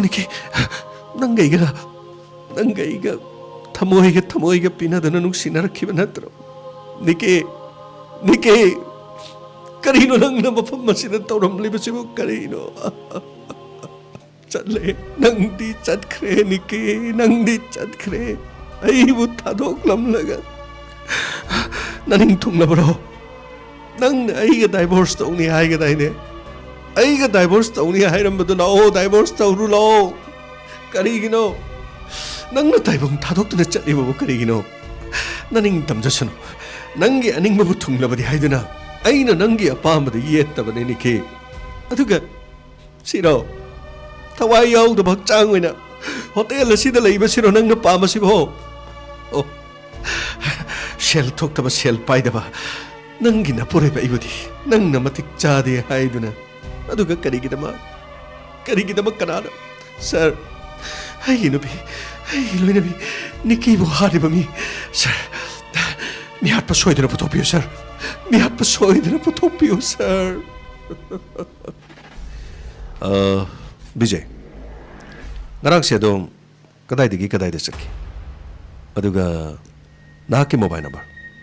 ꯑꯗꯨꯒ ꯑꯗꯣꯝꯒꯤ ꯂꯣꯏꯅꯕꯤꯒꯤ ꯐꯣꯟꯁꯤ ꯁꯤꯗ ꯐꯪꯗ꯭ꯔꯦ ꯃꯍꯥꯛꯀꯤ ꯐꯣꯟ ꯅꯝꯕꯔꯁꯨ ꯑꯩꯈꯣꯏ ꯄꯥꯝꯃꯤ ꯁꯔ ꯃꯥꯒꯤ ꯐꯣꯟ ꯅꯝꯕꯔ ꯑꯩ ꯍꯥꯏꯖꯒꯦ ꯁꯟꯇꯣꯁ ꯐꯣꯟ ꯅꯝꯕꯔ ꯑꯝꯇ ꯏꯁꯜꯂꯨ ꯐꯅꯤꯖꯔ ꯀꯗꯥꯏ ꯐꯣꯟ ꯅꯝꯕꯔ ꯁꯤꯗ ꯑꯝꯇ ꯏꯕꯤꯌꯨ ꯕꯤꯖय ꯃꯥꯅ ꯊꯣꯛꯈꯤꯕ ꯃꯇꯝꯗ ꯁꯦꯠꯈꯤꯕ ꯐꯤꯖꯣꯜ ꯁꯤꯗ ꯂꯩꯔꯝꯃꯤꯁꯤꯒ ꯐꯤꯖꯣꯜꯁꯤ ꯍꯣꯡꯕ ꯁꯔ ꯌꯨꯝꯗꯒꯤ ꯊꯣꯛꯈꯤꯕꯗ ꯁꯦꯠꯈꯤꯕ ꯐꯤꯖꯣꯜ ꯑꯗꯨꯅꯤ ꯃꯐꯝ ꯑꯁꯤꯗ ꯃꯍꯥꯛꯄꯨ ꯀꯅꯥꯅ ꯀꯔꯤꯒꯤꯗꯃꯛ ꯃꯐꯝ ꯑꯁꯤꯗ ꯍꯥꯠꯄ ꯑꯣꯏꯔꯝꯒꯅꯤ ꯅꯍꯥꯛꯅ ꯆꯤꯡꯅꯕ ꯀꯅꯥ ꯑꯗꯨꯒ ꯊꯧꯗꯣꯛ ꯑꯁꯤ ꯀꯅꯥꯅ ꯄꯥꯡꯊꯣꯛꯄ ꯑꯣꯏꯔꯝꯗꯧ ꯃꯥꯜꯂꯤ ꯁꯔ ꯑꯩ ꯆꯞ ꯆꯥꯕꯗꯤ ꯑꯩ ꯈꯪꯕ ꯉꯝꯗꯦ ꯁꯔ ꯑꯗꯨꯕꯨ ꯁꯔ ꯑꯩꯒꯤ ꯂꯣꯏꯅꯕꯤ ꯑꯇꯣꯞꯄ ꯅꯨꯄꯥ ꯑꯃꯒ ꯃꯍꯥꯛ ꯋꯥꯔꯤ ꯁꯥꯟꯅꯩ ꯑꯇꯣꯞꯄ ꯅꯨꯄꯥ ꯑꯃꯒ ꯃꯍꯥꯛ ꯃꯔꯤ ꯂꯩꯅꯩ ꯍꯥꯏꯕꯁꯤꯗꯤ ꯑꯩꯅ ꯆꯤꯡꯅꯕ ꯀꯨꯏꯔꯦ ꯃꯁꯤꯅ ꯃꯔꯝ ꯑꯣꯏꯗꯨꯅ ꯑꯩꯈꯣꯏꯅꯤ ꯃꯇꯝ ꯄꯨꯝꯅꯃꯛꯇ ꯏꯃꯨꯡꯗ ꯉꯪꯅꯕ ꯁꯥꯎꯅꯕ ꯇꯠꯇꯅ ꯊꯣꯛꯏ ꯁꯔ ꯑꯣꯀꯦ ꯑꯗꯨꯗꯤ ꯅꯨꯄꯥꯗꯨꯗꯤ ꯑꯗꯣꯝꯅ ꯈꯪꯕ꯭ꯔꯥ ꯑꯗꯨꯒ ꯃꯍꯥꯛꯀꯤ ꯃꯣꯕꯥꯏꯜ ꯅꯝꯕꯔꯅ ꯈꯪꯕ ꯂꯩꯕꯤꯕ꯭ꯔꯥ ꯑꯇꯣꯞꯄ ꯃꯃꯤꯡ ꯃꯊꯥ ꯑꯦꯗ꯭ꯔꯦꯁ ꯁꯔ ꯑꯩ ꯃꯗꯨꯃꯛꯇꯤ ꯈꯪꯕ ꯉꯝꯗꯦ ꯑꯗꯨꯕꯨ ꯁꯔ ꯊꯧꯗꯣꯛ ꯑꯁꯤꯗꯤ ꯃꯍꯥꯛꯀ ꯃꯔꯤ ꯂꯩꯅꯕ ꯃꯤꯑꯣꯏꯅ ꯁꯣꯏꯗꯅ ꯆꯠꯊꯕ ꯑꯣꯏꯔꯝꯒꯅꯤ ꯁꯔ ꯅꯨꯄꯤꯁꯤꯡꯅ ꯀꯔꯤꯒꯨꯝꯕ ꯃꯇꯝꯗ ꯈꯪꯖꯗꯦ ꯃꯗꯨꯗꯤ ꯃꯔꯨꯑꯣꯏꯅ ꯃꯧ ꯅꯨꯄꯤ ꯑꯃꯅ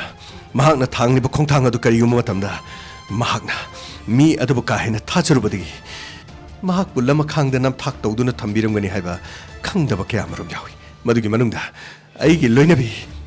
ꯂꯣꯏꯅꯕꯤ ꯅꯤꯀꯤꯁꯨ ꯁꯣꯏꯗꯅ ꯃꯔꯛ ꯑꯗꯨꯗ ꯌꯥꯎꯕ ꯑꯣꯏꯔꯝꯒꯅꯤ ꯁꯔ ꯕꯤꯖय ꯑꯗꯣꯝꯅ ꯆꯤꯡꯅꯕ ꯃꯤꯁꯨ ꯑꯃꯠꯇ ꯂꯩꯇꯦꯅ ꯍꯥꯏꯕꯤꯔꯦ ꯑꯗꯨꯅꯗꯤ ꯑꯊꯨꯕ ꯃꯇꯝꯗ ꯑꯗꯣꯝꯒꯤ ꯂꯣꯏꯅꯕꯤꯒꯤ ꯃꯣꯕꯥꯏꯜ ꯐꯣꯟ ꯑꯗꯨꯒ ꯃꯍꯥꯛꯀꯤ ꯃꯣꯕꯥꯏꯜꯁꯨ ꯐꯪꯗ꯭ꯔꯦ ꯃꯍꯥꯛꯀꯤ ꯅꯝꯕꯔ ꯑꯁꯤꯗꯒꯤ ꯀꯅꯥꯒ ꯋꯥꯔꯤ ꯁꯥꯟꯅꯩ ꯑꯗꯨꯒ ꯃꯍꯥꯛꯀꯤ CDR ꯔꯦꯀꯣꯔꯗ ꯀꯣꯜ ꯗꯤꯇꯦꯜꯁꯀꯤ ꯔꯦꯀꯣꯔꯗ ꯑꯩꯈꯣꯏ ꯆꯤꯡꯊꯣꯛꯅꯕ ꯍꯣꯠꯅꯖꯒꯦ ꯑꯗꯨꯒ ꯃꯔꯛ ꯑꯁꯤꯗ ꯑꯗꯣꯝꯅ ꯀꯅꯥꯒꯨꯝꯕ ꯆꯤꯡꯅꯕꯤꯕ ꯂꯩꯔꯒꯗꯤ ꯁꯤ ꯄꯥꯏꯁꯟꯕꯤꯌꯨ ꯁꯔ ꯃꯁꯤ ꯑꯩꯒꯤ ꯀꯥꯔꯗ ꯅꯤꯡꯁꯤꯡꯕꯤꯌꯨ ꯑꯗꯣꯝꯒꯤ ꯂꯣꯏꯅꯕꯤꯒ ꯀꯅꯥꯒꯨꯝꯕꯒ ꯃꯔꯤ ꯂꯩꯅꯩ ꯍꯥꯏꯕꯁꯤꯒꯤ ꯆꯞ ꯆꯥꯕ ꯄꯨꯊꯣꯛꯄ ꯉꯝ ꯇꯥꯔꯒꯗꯤ ꯃꯤꯑꯣꯏ ꯑꯗꯨ ꯑꯩꯈꯣꯏꯅ ꯋꯥꯍꯪ ꯄꯥꯡꯕ ꯌꯥꯏ ꯃꯔꯝꯗꯤ ꯍꯣꯇꯦꯜ ꯑꯁꯤꯗ ꯃꯍꯥꯛ ꯅꯨꯄꯥ ꯑꯃꯒ ꯂꯩꯔꯝꯃꯤ ꯍꯥꯏꯕꯁꯤꯗꯤ CCTV ꯐꯨꯇꯦꯖ ꯑꯩꯈꯣꯏꯗ ꯂꯩꯔꯦ ꯑꯗꯨꯕꯨ ꯂꯥꯏꯕꯛ ꯊꯤꯕꯗꯤ ꯍꯣꯇꯦꯜ ꯑꯁꯤ ꯆꯪꯂꯤꯕ ꯃꯤ ꯑꯁꯤ ꯇꯨꯄꯤ ꯑꯉꯥꯡꯕ ꯎꯞꯄꯤ ꯃꯍꯥꯛꯅ ꯂꯥꯛꯄ ꯃꯇꯝꯗ ꯀꯥꯔ ꯑꯃꯨꯕ ꯇꯣꯡꯂꯒ ꯂꯥꯛꯏ ꯑꯗꯨꯒ ꯑꯗꯣꯝꯅ ꯅꯤꯡꯁꯤꯡꯕꯤꯌꯨ ꯇꯨꯄꯤ ꯑꯉꯥꯡꯕ ꯍꯦꯛ ꯎꯞꯄ ꯑꯗꯨꯒ ꯀꯥꯔ ꯑꯃꯨꯕ ꯑꯃ ꯊꯧꯔꯒ ꯑꯗꯣꯝꯒꯤ ꯏꯃꯨꯡꯗ ꯂꯥꯛꯈꯤꯕ ꯂꯩꯕ꯭ꯔꯥ ꯑꯗꯣꯝꯒꯤ ꯊꯣꯡꯒꯥꯜꯗ ꯈꯥꯝꯈꯤꯕ ꯂꯩꯕ꯭ꯔꯥ ꯑꯗꯨꯒ ꯃꯗꯨꯒꯤ ꯗꯤꯇꯦꯜꯁ ꯑꯃ ꯑꯩꯈꯣꯏꯗ ꯄꯤꯕꯤꯔꯛꯂꯕꯗꯤ ꯃꯤꯑꯣꯏ ꯑꯗꯨ ꯀꯅꯥꯅꯣ ꯀꯔꯤꯅꯣ ꯍꯥꯏꯕꯗꯨ ꯑꯊꯨꯕ ꯃꯇꯝꯗ ꯀꯦꯁ ꯑꯁꯤꯒ ꯃꯔꯤ ꯂꯩꯅꯅ ꯐꯥꯒꯠꯇꯨꯅ ꯋꯥꯍꯪ ꯄꯥꯎꯍꯪꯕꯗ ꯑꯩꯈꯣꯏꯗ ꯃꯇꯦꯡ ꯁꯣꯏꯗꯅ ꯑꯣꯏꯒꯅꯤ ꯑꯗꯨꯒ ꯑꯃꯅ ꯄꯣꯁꯃꯣꯔꯇꯦꯝꯒꯤꯗꯃꯛ ꯑꯩꯈꯣꯏ ꯑꯁꯤꯕ ꯃꯁꯥꯁꯤꯗꯤ ꯄꯨꯕ ꯇꯥꯔꯦ ꯄꯣꯁꯃꯣꯔꯇꯦꯝꯗ ꯃꯍꯥꯛꯀꯤ ꯃꯤꯁꯤ ꯑꯁꯤ ꯃꯇꯧ ꯀꯔꯝꯅ ꯁꯤꯕꯅꯣ ꯑꯩꯈꯣꯏꯅ ꯎꯔꯦ ꯃꯗꯨꯗꯤ ꯃꯉꯛꯁꯝꯗ ꯁꯣꯛꯂꯤꯕ ꯑꯁꯤꯅꯗꯤ ꯃꯉꯛꯁꯝꯗ ꯊꯥꯡ ꯑꯊꯧꯕꯁꯤꯅ ꯃꯥꯕꯨ ꯍꯥꯠꯄ ꯑꯣꯏꯒꯅꯤ ꯃꯁꯤ ꯅꯠꯇꯕ ꯑꯇꯣꯞꯄ ꯀꯔꯤ ꯂꯩꯒꯦ ꯍꯥꯏꯕꯗꯨ ꯑꯩꯈꯣꯏ ꯐꯣꯔꯦꯟꯁꯤꯛ ꯁꯥꯏꯟꯁꯀꯤ ꯃꯇꯦꯡꯒ ꯂꯣꯏꯅꯅ ꯄꯣꯁꯃꯣꯔꯇꯦꯝꯗꯒꯤ ꯃꯗꯨꯒꯤ ꯔꯤꯄꯣꯔꯠ ꯑꯃ ꯆꯪꯒꯅꯤ ꯔꯤꯄꯣꯔꯠ ꯑꯗꯨꯒꯤ ꯃꯇꯨꯡꯗ ꯑꯗꯣꯝꯒꯤ ꯅꯨꯄꯤꯁꯤꯒꯤ ꯃꯤꯁꯤꯒꯤ ꯄꯣꯁꯃꯣꯔꯇꯦꯝ ꯃꯗꯨꯒꯤ ꯔꯤꯄꯣꯔꯠꯇꯨ ꯄꯨꯊꯣꯛꯂꯒ ꯑꯩꯈꯣꯏ ꯀꯦꯁ ꯏꯟꯚꯦꯁꯇꯤꯒꯦꯁꯟ ꯇꯧꯅꯕ ꯍꯣꯠꯅꯈꯤ ꯑꯗꯨꯒ ꯑꯩꯅ ꯍꯥꯏꯖꯔꯤꯕꯁꯤꯅꯤ ꯑꯗꯣꯝꯅ ꯈꯪꯕ ꯂꯩꯔꯕꯗꯤ ꯂꯣꯏꯁꯤꯟꯕꯤꯒꯅꯨ ꯑꯗꯣꯝꯒꯤ ꯅꯨꯄꯤꯒ ꯍꯥꯏꯅꯈꯤꯕ ꯋꯥꯐꯝꯁꯤꯡ ꯑꯗꯨꯒ ꯑꯗꯣꯝꯅ ꯆꯤꯡꯅꯕ ꯂꯩꯔꯕꯗꯤ ꯃꯤꯑꯣꯏꯁꯤꯡ ꯑꯗꯨ ꯑꯩꯈꯣꯏꯗ ꯇꯥꯛꯄꯤꯌꯨ ꯀꯦꯁ ꯑꯁꯤꯗ ꯆꯦꯟꯅꯔꯤꯕ ꯃꯤꯑꯣꯏꯁꯤꯡ ꯑꯗꯨ ꯐꯥꯒꯠꯄꯗ ꯑꯩꯈꯣꯏꯗ ꯃꯇꯦꯡ ꯄꯤꯕꯤꯌꯨ ꯒꯥꯡꯃꯩ ꯁꯔ ꯄꯣꯁꯃꯣꯔꯇꯦꯝꯒꯤꯗꯃꯛ एम्बुलेंस गाड़ी लाब्रा सर मपान लेख्रे सर लो मकोई असीबसी गाड़ी दापलो अखोई थोना बतौसी फनी सर विजय हौजिकी देदोमसु युमदा चप्पीबा यार अदोंगी नुपीगी असीबा मसादि पोस्टमार्टम लोइबगा दोमदा सोइदना सिनारगन सर करिनो मागी नुपाजना हात पोरंगदर sir गामai हौजिमकी देखोना करिमता हाइबो ngom yengba taredana gari thoro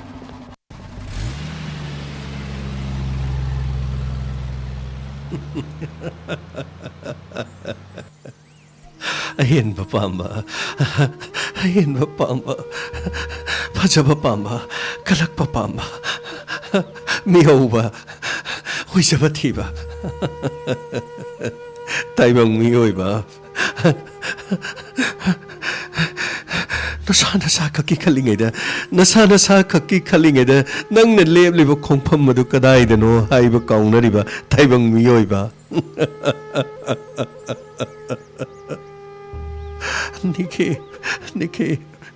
निके ai nang munung sibane nike ai nang munung sibane karino nangna ibuduk yamna thajadriba karigino nike nangna ibuduk yamna thajadriba karigino thajaba laite ai isana isa phauba thajaba laite kanabu thajarugani aina nangi na phamda thajakiba punamakado masigi damaktara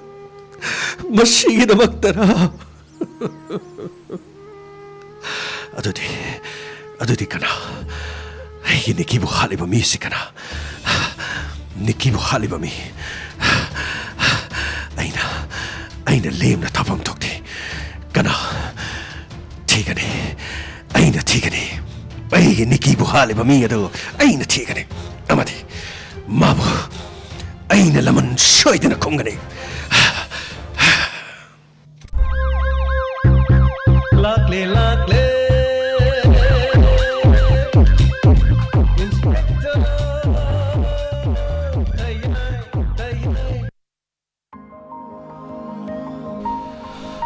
Hana Tagachari ngasigi Inspector Tayai Satruka Kunga Taret Suba Tangkak Tabiriba Singh ngasigi tangkak anawa tangkak amani ngasigi tangkak si tabiraga dongi thamoida kari phawibagi adona pibirakpa feedback amade comment khara pathokchubagi tanja dusu logjagi loina ngasigi birthday tariba singna yaik famangol mayam punna piminasi loina na Inspector Tayai gi manungda sandokchaki bisai amani dang khudol tamjaraga thengmada tabiriba singgi ꯃꯌꯥꯝꯒꯤ interest ꯏꯁꯩ ꯈꯣꯡꯖꯒꯦ ꯂꯣꯏꯅꯅ 730 ꯁꯨꯕ ꯅꯨꯃꯤꯠꯇ ꯂꯨꯄꯥ 5,000 ꯊꯝꯖꯔꯤ 5,000 ꯑꯁꯤ ꯑꯩꯈꯣꯏꯅ ꯍꯪꯖꯒꯗꯕ ꯋꯥꯍꯪ ꯑꯃꯗꯤ ꯏꯁꯩ ꯁꯛꯅꯔꯀꯥꯟꯗ ꯋꯤꯅꯔ ꯑꯗꯨꯗ ꯑꯩꯈꯣꯏ ꯄꯤꯊꯣꯛꯅꯅꯕ ꯍꯣꯠꯅꯖꯒꯦ ꯁꯣ 730 ꯒꯤꯗꯃꯛ ꯑꯗꯣꯝ ꯁꯦꯝ ꯁꯥꯕꯤꯌꯨ ꯏꯟꯁꯄꯦꯛꯇꯔ ꯇꯌꯥꯏꯒꯤ ꯊꯧꯔꯝ ꯇꯥꯕꯤꯕꯁꯤꯡ ꯂꯣꯏꯅꯅ ꯉꯁꯤꯒꯤ ꯕꯔꯊꯗꯦ ꯇꯥꯔꯤꯕ ꯅꯨꯡꯁꯤꯔꯕ ꯆꯥꯁꯤꯡ Wangkhaimayum Diamond, the son of Wangkhaimayum, Bor Babu, Amadi Wangkhaimayum, Ongbi Sangita, Ilangkang Popi Makhalekai. Many happy returns of the day. Ayan Gartia, that's son of Dhaneswari and Ras Gartia. Loinana Mabok Maben, Anina Suyai for Mangol, Tobaldigi Pibiri, Messi Ketrimayum, son of Pakwa Singh, Amadi Ketrimayum Ongbi. Mingsi Pavanang Odre. So many happy returns of the day. Nungsirabi Cha Home Asigi Birthday Yaifa Mangol Pijari Wangkhaimayum Diamond Mi Maming the Su Diamond Kokolavani Aduna Hozikse Diamond Yaifa Mangol Pijari Ayan Adongi Abo Kamadi Adongi Popuna from Tawaligini Yaifa Mangol Pibirak Patu Kaksing Makhalekai Naram Paring Dagi Ketrimem Ombi Chansan Gimachanupa Pakpa Gimachanupa. So many happy returns of the day nungairaba mapong numit asigo masing langam na nalakpo oira sunu haina isori mapom dani jari mai sing nungsi kodong thiba puno makti ngak thok pibo oira sunu loina na afaba mating leiba mi oi ngak to oira sunu mapari mamom oira sunu punamak hana asigi yaifa badung asigi ichanupa ahum haijaba tare matang yaifa mangol pijari so ngasigi wari se tabirga kari Pawi bagi mayana pibirakpa wakalondu pijage Chauba Hobam, Inspector Tayai Service Retire Tapiri. Chauba Hobam, Sahi Sani Gumawatli in Haizage, Maram the Hoba Inspector Tayai Pam Kabazi Sahim Koktangairi, Karadum, Yamwatli Haitare, Hana Tagachari, Habira Pasagidama. Patam Queen, Tabak Pubiko Tapirapa. Thank you, sir. Sanayai Tagachari, Side Rogue, Tagachari, Chitek, Kontozam Tagachari, Helen Longjam. Tagachari ngasi wari se ontono phajakre haujikan gi maukradi asumna tawsu yauribani makoi sing se wari se taraga achum lambi da purukpa oirasanu na sarbana Tagachari ta pere Tagachari Helen mayam thoi sigum wari mayama onuga apabadum oirasanu case mayama wasagi Inspector Tayai 6 to 7 tabdi am nungai jai truba itoga matam sigi cheng phangdabagi wa hairi se asum wani na ta pere hoi Angang Semba Haibani, Angang Matik Chana Sem Nobugi Daita to Gimatanga, Kanane, Matea Mahapso Kivani Haitare. Anyway, Siguma Kanane Nabasiam, the Taba, the deponing the Jangan Day, Madam de Loin Kang Layram Ninava, or the Tabak Wina Pang Turktam Nina, Kanane Nabasida, Magun Yogjadragasu, Inspector Tayai, the part of Mahapson Java, Mayamna, Nuxibio, Amadi Tabio, Amadi, Hena Kanane Nabio Hajabatare, Calvin Lystrom Tagachering as a Bishop Damno Ike. Legla Tagachari Loiri, Tapirapa, Salata. Devi Manohar Mayum Sarangasi Wari Siam Nuaize Sarga Tampaga Pau Faunabasina Amuka Hena Nuaize Marak Marakta Karagara Pau Faunabiu Gangmay Karansu Adam Nuaize Tagachari Matiam Katang Hapchaba Mayamna Yamna Tam Kraboi Ning Baduda Matiam Tang Hapchabazani Adu Tagachari Hanana Ranjita Kasham Tagachari Puspa Kundrapam Tagachari Hanana MD Amjad Khan Tagachari Aduga Dibya Kundrapam Tagachari Konsam Bimala. Thank you so much.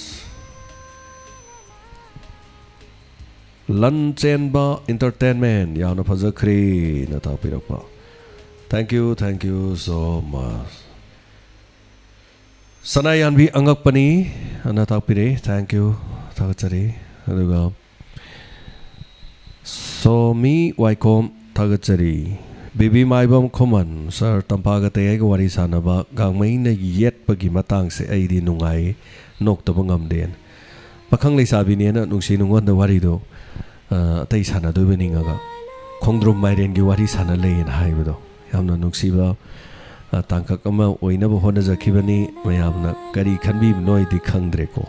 Tagachari.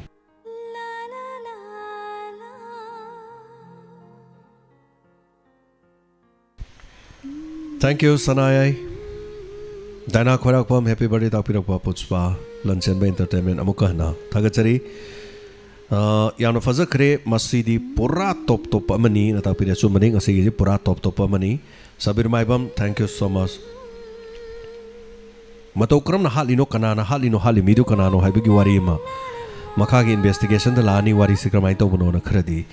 So Tagachari, Karamna Lakado Mali guest of Yukana, Uramdo Mali, Kari Uramdo Mangen. Indira Brahmachari Mayum, Loikre, Wariana Fazi, Sir Warisina, Equid Messe, Samadi Pibiri, Natapirapa, Chumbani. Sel Tokta Nupadi Nupana Tabra.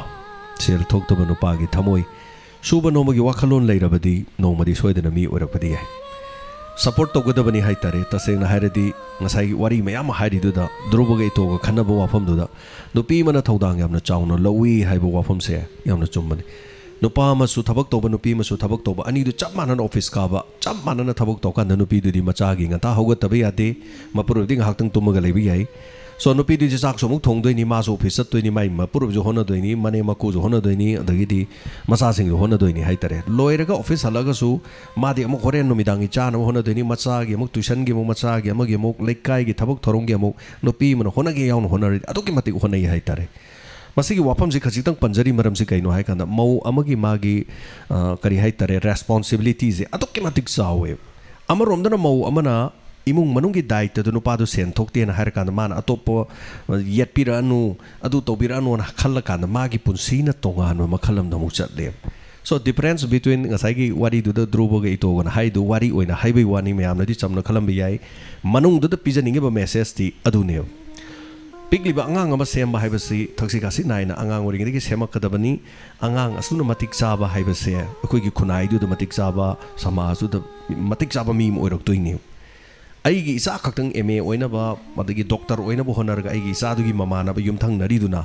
ꯀꯔꯤꯝꯇ ꯁꯦꯝꯗ ꯇꯥꯔꯗꯤ ꯃꯥ ꯍꯌꯦꯡ ꯊꯥꯡ ꯄꯥꯏꯕ ꯃꯤ ꯑꯃ ꯑꯣꯏꯔꯛꯀꯅꯦꯕ ꯁꯣ ꯊꯥꯡ ꯄꯥꯏꯔꯗꯤ ꯃꯥꯅ ꯍꯌꯦꯡ ꯌꯥꯜꯂꯛꯄꯗ ꯅꯨꯡꯉꯥꯏꯕ ꯃꯤꯗꯨ ꯁꯤꯅꯤ ꯒꯥꯔꯤ ꯊꯧꯕꯒ ꯍꯩꯇꯕꯒꯅ ꯇꯧꯖꯕꯗꯣ ꯍꯥꯏꯇꯥꯔꯦ ꯁꯣ ꯇꯣꯄꯤꯛꯁꯇꯤ ꯌꯥꯝ ꯂꯨꯅ ꯁꯦꯝꯖꯕꯅꯤ ꯑꯗꯨ ꯃꯌꯥꯝꯅ ꯂꯧꯁꯟꯕꯤꯔꯤꯔ ꯂꯧꯁꯟꯕꯤꯗ꯭ꯔꯤꯔ ꯑꯗꯨꯗꯤ ꯈꯪꯗ꯭ꯔꯦ ꯊꯦꯡꯛ ꯌꯨ ꯁꯣ ꯃꯆ ꯑꯩꯒꯤꯗꯤ ꯇꯧꯐꯝ ꯊꯣꯛꯄ ꯇꯧꯖꯈ꯭ꯔꯦ ꯊꯥꯒꯠꯆꯔꯤ ꯇꯦꯟꯁꯤꯟꯖꯒꯦ ꯋꯥꯔꯤꯁꯤꯅ ꯁꯣꯅ ꯑꯩꯅ ꯍꯥꯏꯐꯦꯠ ꯅꯦꯔꯦꯠ ꯇꯧꯖꯕ ꯋꯥꯅꯤ ꯋꯥꯜꯍꯧꯕꯒꯨꯝꯕ ꯂꯩꯕ꯭ꯔꯥꯅ ꯄꯤ ꯃꯅꯤꯄꯨꯔꯤ ꯁꯣꯡ ꯂꯣꯕꯔ ꯊꯥꯒꯠꯆꯔꯤ ꯌꯥꯝꯅ ꯅꯨꯡꯉꯥꯏꯖꯩ ꯍꯌꯦꯡ ꯉꯥꯏꯕꯗ ꯋꯥꯒꯗꯧꯔꯤ thank you so ꯃꯆ Ratna Gurumayum ꯁꯥꯔ ꯉꯁꯤꯒꯤ ꯋꯥꯔꯤ ꯍꯥꯏꯅꯤꯡꯉꯥꯏ ꯂꯩꯇꯅ ꯐꯖꯈ꯭ꯔꯦ ꯇꯝꯐꯥꯒꯤ ꯈꯣꯟꯖꯦꯜ ꯇꯥꯕꯗ ꯅꯨꯡꯉꯥꯏꯈꯤ ꯊꯥꯒꯠꯆꯔꯤ ꯇꯝꯐꯥꯒꯤ ꯈꯣꯟꯖꯦꯜꯗꯨ ꯎꯇꯨꯞꯃꯨꯛ ꯆꯥꯎꯕꯅꯤ ꯑꯗꯨꯕꯨ ꯋꯥꯔꯤꯗꯨꯗ ꯇꯝꯐꯥꯅꯤ ꯈꯜꯂꯒ ꯇꯥꯕꯤꯕꯗꯣ ꯌꯥꯝ ꯅꯨꯡꯉꯥꯏꯖꯩ ꯑꯩꯅ ꯍꯥꯏꯖꯕꯗꯣ ꯃꯣꯏꯔꯥꯡ ꯀꯪꯂꯩꯔꯣꯟꯗ ꯊꯣꯏꯕꯤꯒꯤ ꯈꯣꯟꯖꯦꯜꯗꯣ ꯅꯨꯄꯥꯅ ꯑꯣꯏꯌꯦꯕ ꯃꯌꯥꯝꯅ ꯊꯣꯏꯕꯤꯅꯦ ꯑꯗꯨꯝ ꯈꯟꯕ ꯉꯝꯃꯤ ꯑꯗꯨꯅ ꯑꯩꯅ ꯂꯤꯖꯔꯤꯁꯤ ꯇꯝꯐꯥꯗ ꯅꯨꯄꯤꯅꯦ ꯑꯗꯨꯝ ꯈꯟꯕꯤꯌꯨ ꯍꯥꯏꯇꯥꯔꯦꯅꯦ ꯁꯣ ꯊꯥꯒꯠꯆꯔꯤ ꯍꯟꯅ ꯍꯟꯅ ꯗꯦꯕꯤꯌꯥ ꯈꯨꯟꯗ꯭ꯔꯥꯛꯄꯝ ꯏꯆꯟ ꯇꯈꯦꯂꯝꯕꯝ ꯔꯥꯅꯤꯕꯂꯥ ꯂꯩꯁꯥꯡꯊꯦꯝ ꯉꯁꯤꯒꯤ ꯏꯟꯁꯄꯦꯛꯇꯔ ꯇꯌꯥꯏꯒꯤ ꯁ꯭ꯇꯣꯔꯤ ꯁꯣ ꯊꯥꯒꯠꯆꯔꯤ ꯍꯟꯅ ꯍꯟꯅ ꯁꯔꯥꯡꯊꯦꯝ ꯊꯥꯄꯦꯁꯣꯔ ꯊꯥꯒꯠꯆꯔꯤ ꯍꯦꯄꯤ ꯕꯥꯔꯗꯦ ꯇꯨ ꯑꯣꯜ ꯁꯥꯔ ꯙ꯭ꯔꯨꯕ ꯌꯧꯔꯛꯑꯗꯤ ꯃꯍꯥꯛꯀꯤ ꯑꯗꯇꯥꯏ ꯍꯥꯏꯕ ꯗꯥꯏꯂꯣꯛꯇꯨ ꯑꯃꯨꯛꯇ ꯑꯣꯏꯔꯕꯁꯨ ꯌꯥꯎꯍꯟꯕꯤꯔꯛꯎ ꯇꯥꯛꯄꯤꯔꯛꯏ ꯌꯥꯎꯗꯤ ꯌꯥꯎꯈꯤꯕꯅꯤ ꯁꯔꯥꯡꯊꯦꯝ ꯇꯥꯄꯦꯁꯣꯔ ꯑꯗꯇꯥꯏ ꯑꯇꯣꯞꯄ ꯍꯦꯛꯇ ꯍꯥꯏꯅꯤꯡꯕ ꯇꯣꯛꯐꯝ ꯑꯇꯣꯟꯁꯦ ꯃꯥꯏꯁꯦ ꯃꯤꯡꯁꯦꯀꯣ ꯑꯩꯅ ꯍꯦꯛ ꯄꯥꯕꯗ ꯁꯣꯏꯕ ꯊꯥꯒꯠꯆꯔꯤ ꯁꯥꯔ ꯅꯤꯛꯀꯤ ꯁꯤꯒꯨꯝꯕ ꯊꯧꯗꯣꯛꯁꯤ ꯂꯩꯁꯥꯕꯤ ꯁꯥꯔꯒ ꯆꯠꯄ ꯃꯧꯁꯤꯡ ꯋꯥꯔꯤꯁꯤ ꯇꯥꯔꯕꯗꯤ ꯌꯥꯝꯅ ꯅꯨꯡꯉꯥꯏꯅꯤ ꯁꯥꯔꯕꯨ ꯊꯥꯒꯠꯆꯔꯤꯅ ꯇꯥꯛꯄꯤꯔꯛꯏ ꯑꯇꯣꯟ ꯄꯨꯟꯁꯤꯁꯤ ꯍꯣꯡꯕ ꯌꯥꯏ ꯄꯨꯟꯁꯤꯒꯤ ꯃꯈꯜ ꯃꯊꯦꯜꯅꯤ ꯇꯁꯦꯡꯅ ꯍꯥꯏꯇꯥꯔꯦꯀꯣ ꯇꯣꯉꯥꯟꯅ ꯑꯁꯤꯒꯨꯝꯕ ꯑꯩꯈꯣꯏꯅ ꯇꯥꯕꯗ ꯑꯉꯛꯄ ꯀꯌꯥ ꯂꯩꯇꯕꯁꯨ ꯅꯠꯇꯦ ꯊꯥꯒꯠꯆꯔꯤ ꯑꯟꯖꯤꯇꯥ ꯊꯣꯛꯆꯣꯝ ꯊꯥꯒꯠꯆꯔꯤ ꯄꯥꯏꯈꯣꯝꯕ ꯋꯥꯍꯦꯡꯕꯝ ꯏꯌꯥꯝꯕꯒꯤ ꯇꯧꯕ ꯉꯝꯕ ꯑꯉꯛꯄꯅꯤ ꯄ꯭ꯔꯣꯒ꯭ꯔꯥꯝ ꯑꯁꯤ ꯍꯦꯛ ꯍꯧꯔꯛꯄꯗꯒꯤ ꯉꯁꯤ ꯐꯥꯎꯕꯗ ꯂꯦꯞꯇꯅ ꯇꯥꯖꯔꯛꯄꯅꯤ ꯍꯧꯖꯤꯛ ꯄ꯭ꯔꯣꯒ꯭ꯔꯥꯝ ꯑꯁꯤꯒꯤ ꯃꯆꯦꯠ ꯑꯁꯤ ꯊꯧꯗꯣꯛ ꯋꯥꯊꯣꯛꯅ ꯍꯦꯟꯗꯨꯅ ꯌꯨꯝꯐꯝ ꯑꯣꯏꯅ ꯆꯠꯂꯤꯕ ꯑꯁꯤꯁꯨ ꯌꯥꯝꯅ ꯅꯨꯡꯉꯥꯏ ꯑꯗꯨꯕꯨ ꯄꯥꯏꯈꯣꯝꯕ ꯀꯩꯅꯣꯝꯗꯤ ꯍꯥꯏꯅꯤꯡꯕ ꯃꯥꯜꯂꯤ ꯑꯗꯨꯝ ꯍꯥꯏꯕꯤꯌꯨ ꯅꯌꯥꯝꯕ ꯁꯨꯡꯁꯥꯎ ꯁꯥꯎꯔꯣꯏ ꯑꯗꯨꯝ ꯁꯖꯦꯁ ꯇꯧꯕꯤꯅꯤꯡꯕꯀꯣ ꯑꯗꯨꯝ ꯇꯧꯕꯤꯌꯨ ꯑꯗꯨꯒ ꯃꯤꯑꯣꯏꯕ ꯀꯧꯕꯅꯤꯅꯀꯣ ꯁꯨꯝ ꯃꯇꯝ ꯄꯨꯝꯅꯃꯛꯇ ꯄꯛꯎꯗꯤ ꯌꯥꯔꯣꯏ ꯄꯛꯇꯕ ꯃꯇꯥꯡꯁꯨ ꯑꯗꯨꯝ ꯌꯥꯎꯔꯛꯀꯅꯤ ꯃꯔꯝꯗꯤ ꯑꯩꯁꯨ ꯃꯤꯑꯣꯏꯕꯅꯤ나 ꯑꯩꯒꯤ ꯁꯦꯟꯇꯤꯃꯦꯟ ꯂꯩ ꯑꯩꯒꯤ ꯊꯋꯥꯏ ꯅꯨꯡꯉꯥꯏꯕ ꯅꯨꯡꯉꯥꯏꯇꯕ ꯀꯞꯅꯤꯡꯕ ꯅꯣꯛꯅꯤꯡꯕ ꯍꯔꯥꯎꯕ ꯄꯨꯝꯅꯃꯛ ꯂꯩꯌꯦ ꯈꯔ ꯅꯨꯡꯉꯥꯏꯕ ꯅꯨꯃꯤꯠꯇꯁꯨ ꯑꯗꯨꯝ ꯈꯔ ꯍꯦꯟꯅ ꯅꯨꯡꯉꯥꯏꯕ ꯖꯥꯠꯅꯤ ꯑꯩꯅ ꯑꯗꯨꯝ ꯈꯜꯂꯤ ꯃꯁꯤꯒꯤ ꯑꯩꯒꯤ ꯀꯩꯅꯣꯗ ꯑꯩꯒꯤ ꯍꯧꯖꯤꯛ ꯐꯥꯎꯕꯗ 630 ꯌꯧꯗꯣꯔꯦꯀꯣ ꯃꯁꯤ ꯐꯥꯎꯕꯒꯤ ꯃꯅꯨꯡꯗ ꯏꯟꯁꯄꯦꯛꯇꯔ ꯇꯌꯥꯏ ꯋꯥꯔꯤ ꯅꯨꯡꯉꯥꯏꯈꯤꯕꯁꯤ ꯑꯩꯒꯤ ꯍꯛꯆꯥꯡꯗ ꯋꯥꯈꯜꯅ ꯅꯨꯡꯉꯥꯏꯕ ꯅꯨꯃꯤꯠꯅ ꯈꯔ ꯍꯦꯟꯅ ꯅꯨꯡꯉꯥꯏ ꯑꯗꯨꯅ ꯍꯧꯖꯤꯛ ꯐꯥꯎꯒꯤꯗꯤ ꯃꯌꯥꯝꯅ ꯅꯨꯡꯉꯥꯏꯗꯤ ꯑꯗꯨꯝ ꯍꯥꯏꯕꯤꯕꯩ ꯋꯥꯅꯤ ꯑꯗꯣ ꯑꯩꯅꯁꯨ ꯑꯗꯨꯝ ꯇꯣꯉꯥꯟꯕ ꯁ꯭ꯇꯦꯇꯤꯁꯇꯤꯛꯁ ꯑꯃ ꯑꯩꯅ ꯍꯣꯠꯂꯤꯅꯦ ꯍꯥꯏꯇꯥꯔꯦ ꯒ꯭ꯔꯥꯐ ꯑꯃ ꯁꯣ ꯊꯥꯒꯠꯆꯔꯤ ꯍꯥꯟꯅꯅ ꯀꯦꯜꯚꯤꯟ ꯃꯣꯏꯔꯥꯡꯊꯦꯝ ꯁꯅꯥꯌꯥꯏ ꯊꯥꯒꯠꯆꯔꯤ ꯑꯗꯣ ꯃꯣꯏꯔꯥꯡꯊꯦꯝ ꯀꯦꯜꯚꯤꯟ ꯌꯥꯝꯅ ꯐꯖꯩ ꯉꯁꯤꯒꯤ ꯑꯗꯨꯒ ꯅꯨꯄꯤꯒꯤ ꯄꯨꯛꯆꯦꯜ ꯑꯉꯛꯄꯅꯤ ꯑꯅ ꯇꯥꯛꯄꯤꯔꯛꯏ ꯊꯥꯒꯠꯆꯔꯤ ꯈꯥꯝꯅꯝ ꯁꯥꯟꯇꯤꯕꯂꯥ ꯊꯥꯒꯠꯆꯔꯤ ꯀꯤꯕꯨ ꯀꯤꯖꯔꯦꯗ ꯃꯇꯝꯁꯦ ꯑꯣꯟꯊꯣꯛꯅ ꯌꯦꯁ ꯅꯥꯎꯕ ꯋꯥꯍꯦꯡꯕꯝ ꯁꯔ ꯂꯥꯏꯔꯕ ꯍꯥꯏꯕꯒꯤ ꯏꯃꯨꯡꯗ ꯇꯥꯔꯔꯦ ꯑꯁꯨꯝꯅ ꯇꯥꯏꯕꯪꯗ ꯊꯣꯛꯂꯤꯕꯅꯤ ꯏꯃꯨꯡ ꯀꯌꯥꯗꯤ ꯃꯤ ꯄꯥꯏꯔꯝꯒꯅꯤ ꯅꯥꯎꯕ ꯄꯨꯟꯁꯤꯗꯤ ꯁꯤꯒꯨꯝꯕꯁꯤꯗꯤ ꯂꯥꯏꯔꯕ ꯏꯅꯥꯛ ꯈꯨꯟꯕꯒꯤ ꯋꯥ ꯅꯠꯇꯦꯀꯣ ꯊꯣꯛꯄꯕꯨꯗꯤ ꯑꯗꯨꯝ ꯊꯣꯛꯄꯖꯥꯠꯅꯤ ꯂꯥꯏꯔꯕ ꯏꯃꯨꯡꯗ ꯅꯨꯄꯥ ꯅꯨꯄꯤ ꯑꯅꯤ ꯂꯩꯃꯤꯟꯅꯕꯗ ꯑꯟꯗꯔꯁꯇꯦꯟꯗꯤꯡ ꯂꯩꯔꯗꯤ ꯅꯨꯄꯥ ꯅꯨꯄꯤ ꯑꯅꯤ ꯄꯨꯟꯅ ꯁꯨꯃꯤꯟꯅꯔꯒ ꯍꯦꯛꯇ ꯃꯤꯅ ꯍꯦꯟꯖꯟꯕ ꯉꯝꯗꯕ ꯃꯈꯩ ꯌꯨꯝ ꯄꯥꯟꯕ ꯀꯌꯥꯁꯨ ꯂꯩ ꯑꯗꯨꯒ ꯁꯦꯜ ꯐꯅꯌꯥꯝ ꯊꯣꯛꯑꯁꯨ ꯋꯥꯈꯜ ꯃꯣꯠꯅꯕꯨ ꯆꯥꯅꯔꯛꯇ꯭ꯔꯕ ꯑꯃꯅ ꯑꯃꯕꯨ ꯊꯑꯣꯏꯅꯔꯛꯇ꯭ꯔꯕꯗꯤ ꯁꯤꯒꯨꯝꯕꯁꯤꯗꯤ ꯑꯗꯨꯝ ꯊꯣꯛꯑꯦ ꯍꯥꯏꯇꯥꯏ ꯊꯥꯒꯠꯆꯔꯤ ꯄꯨꯟꯁꯤꯁꯤ ꯑꯩꯈꯣꯏꯅ ꯈꯜꯂꯤꯁꯤꯒ ꯑꯣꯏꯔꯛꯄꯒꯗꯤ ꯑꯗꯨم ꯍꯥꯏꯇꯥꯔꯦꯅꯦ ꯀꯅꯥꯕꯨ ꯑꯃꯣꯠꯄ ꯀꯣꯝꯗ ꯇꯥꯅꯤꯡꯕ ꯌꯥꯎꯕꯒꯦ ꯀꯅꯥꯕꯨ ꯑꯃꯣꯠꯄ ꯀꯥ ꯑꯃꯗ ꯄꯨꯟꯗꯨꯅ ꯆꯍꯤ ꯆꯨꯞꯄ ꯂꯩꯕ ꯀꯅꯥꯕꯨ ꯄꯥꯝꯒꯗꯒꯦ ꯑꯗꯨꯕꯨ ꯈꯣꯡꯐꯝ ꯁꯣꯏꯕꯗꯒꯤ ꯇꯨꯞ ꯂꯥꯎꯅ ꯇꯥꯔꯗꯤ ꯀꯅꯥꯅ ꯈꯪꯕ ꯉꯝꯕ ꯄꯨꯝꯅꯃꯛ ꯄꯨꯟꯁꯤꯗ ꯊꯣꯛꯄ ꯊꯧꯗꯣꯛ ꯋꯥꯊꯣꯛ ꯉꯥꯛꯇꯅꯤ ꯑꯩ ꯆꯨꯝꯅ ꯆꯠꯀꯦ ꯑꯩ ꯈꯨꯗꯣꯡꯊꯤꯕ ꯁꯨꯡꯊꯣꯛ ꯊꯣꯛꯑꯦꯗꯤ ꯁꯨꯡꯌꯥ ꯌꯥꯔꯣꯏꯕ ꯑꯩꯒꯤ ꯈꯨꯗꯣꯡꯊꯤꯕ ꯑꯩꯁꯦ ꯁꯣꯏꯗꯅ ꯂꯥꯛꯀꯅꯦꯕ ꯃꯇꯝ ꯑꯗꯨꯗ ꯑꯩ ꯃꯤꯂꯨꯗꯒꯤ ꯄꯤꯔꯥꯡ ꯁꯤꯟꯊꯕ ꯌꯥꯏ ꯃꯇꯝ ꯑꯗꯨꯗ ꯑꯩ ꯁꯤꯈꯤꯕ ꯌꯥꯏ ꯃꯇꯝ ꯑꯗꯨꯗ ꯑꯩ ꯅꯥꯕ ꯌꯥꯏ ꯁꯤꯅꯤ ꯄꯨꯟꯁꯤꯒꯤ ꯃꯈꯜ ꯃꯊꯦꯜ ꯍꯥꯏꯁꯤ ꯍꯥꯏꯇꯥꯔꯦ ꯑꯗꯨꯅ ꯑꯐꯕ ꯌꯥꯏꯐꯕ ꯄꯨꯝꯅꯃꯛ ꯑꯣꯏꯃꯤꯟꯅꯁꯤ ꯑꯐꯕ ꯂꯧꯁꯤꯜꯂꯀꯥꯟꯗ ꯐꯠꯇꯕꯗꯨꯅ ꯃꯇꯧ ꯇꯝꯒꯨꯝꯁꯤ ꯑꯩꯅ ꯂꯥꯎꯖꯔꯤꯁꯤ ꯀꯩꯅꯣꯗ ꯃꯌꯥꯝ ꯌꯥꯏꯐꯕ ꯑꯐꯕ ꯑꯣꯏꯃꯤꯟꯅꯁꯤ ꯍꯥꯏꯖꯕ ꯇꯥꯔꯦꯅꯦ So thank you so much Thagachari Hanana Helen Longjam Sarwa Khalon Angapani Tapiri. Thank you so much Thagachari. Thank you so much Helen. Bishor Jet Luangsa Kasigi Bishor Cinemayam the Mit My Ohilasunu Bijay Gidamakta Kalubadu Nungaiti Natapiri Thagachari Bishor Jet Hybiribo from say. Talk to Banati Haitareko Divya Kundrakwam Jenita Angom Thagachari Aya Wari Loiram Kare Tapiri. Yes. One objection, sir. Duran Kapsu Hodore Aduna Sanjay ki football final match to Sana Halase. Yes, football final Maya Adai to Taurasi. Sanatoi Devi Thagachari Sargiwari Anufaze, Fishort and Atapirakwa. Thank you so much. Konjang Wam Sam Kishore, Sam Kumar, Sarbu Thagachari Matamatangi. What is saying Tan we will get the mount of Tapiri? Thank you so much. Yon Jaraki Karakarayam Sang Natavida Natra de Isuarizum Ivida. Yamna Coxie dum Haitare, what is he? Sai Haitare Coxie, Karakara Isu Karagayana, Person on the Amnungai Bama Fauze, Kaisam Sobita. Thank you so much, Wari Matang Tapira Pai Comba, Hangum Tagachari, Horopa Matam, Kara Inspector, Tayai Pai Comba Yawa Matam do the D, Tankak Singdu, Madugi Nungai Ba, Haibu Amuk Kari, Ma Hai do Su Amuk Ningsing Javani, Oi, Pai Comba. Thank you so much. Adum Yoro Kini Toro Kini Haitare Wari Matang ni Maram di Matam do the Yam Pak Tok Sak Tok Tri was in a Masamaring Si Yam Panto Kibani na Haitai. Pambi man Hogolok Pohorok with the Mana Chombo with the O Pambi Hori Habiginu I belay. Pambi do no Masamaring some Pandoro Kanda di Pambi Fazabakar Handaraga Masamaring da Magi can odo Luinas at Tokiba Gumbani. Pak Tokiba Sau Tokiba Haibatare. Mio was a Hanjan Bakaya Hena Pangande. Quirak Labanina episode is a him of Parak Labanina. Hana Chaki Mahauga, Hojiki Mahauga, Kene Hana Kanbira Prosudum Yobira Mayai, but Adubu, Hona Zabadi Mane, Tong, what is that Mane, Bamon Hong, the Waiwani, Chinjak Dum Hong in Haibatai, Tagatari, Rajesori Winam, Aduga Nirmala Sogol same, Tagatari Niki Karigi Mapuru Vida, Lady Bamana Kari Atopnopa, yes, Aduga some Lady Yaminarsi, Lysram Sarika. If I'm standing thousand Takachering as a worry on Fazay, Mapuru, later in a piecing around Tambagi, Messes, what he say, and Atapiri Takacheri. Motum Langlembi, Sir Wari on the Fazay, a hand of Pama Niki Punsi Loikre, Druba Ito Gangway, Makoi Ohomanga, Mutabano Ize. Ramesor Mangang Takachering Asishu, and Warini Matam Siga Soy than a chanarani. So talk no horo, hey, Haitarin. Tension Zarge, although I say Matan Kudol Tamjage, Tabiri, my Ampunum the Katok Java, Aina Nungsi Zabi, Kudol Tamjari, Mandakini Takalamum, Amadi, Aisama Kapuna, Samina Visain. Isal Madakini, Col Tore, Dazems, Tono no I Kidre, Toko, Ibung, the Tori Sibucarino, Isaiga, Mayam, Samina, the now, do, Mayam Tose, and a Kaledo. Karino, Ibungsi, Ibungi Kanmada, Nathan say, in the message Savire, voice message Haitare, in upon by Hodova. Although Kaisunate, Punchia Jessing Actani, so Isal Gaiga Samina Visay Kudol Tamjari, Aina Nusi Zabi, Aina Koida Jabi. Aina Nusi Zabi, Aina Koida Zabi.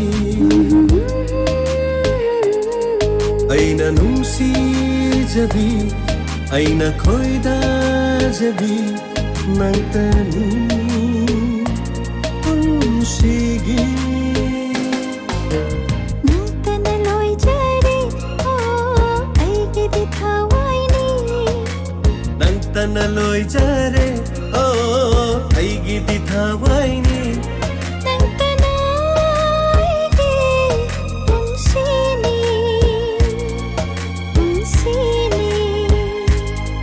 Aina Nungsi Jabi, Aina Koida Jabi.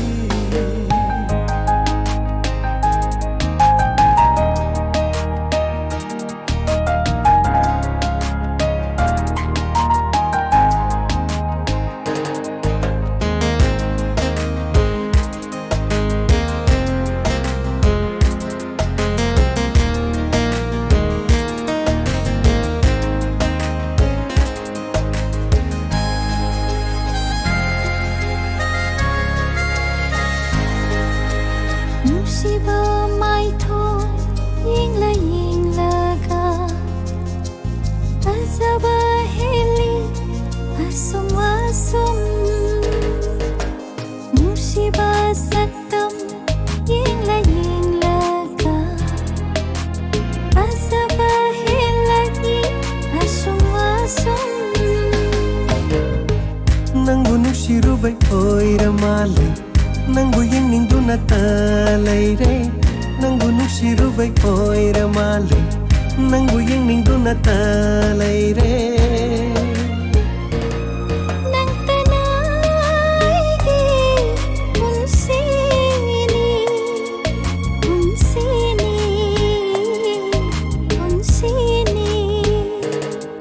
Aina nungsizabi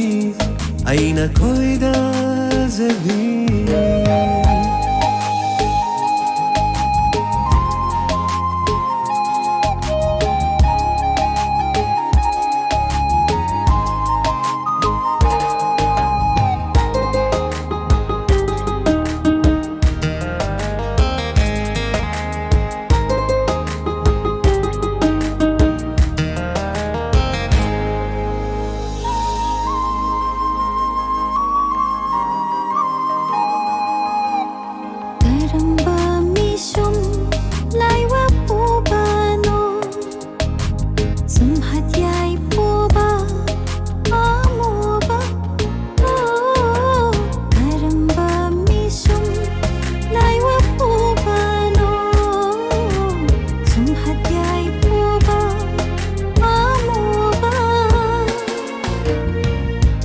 Nabi nangi maitong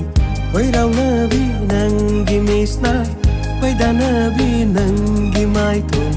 Wai raw nabi nangi misna Nangi wahida ngaurabini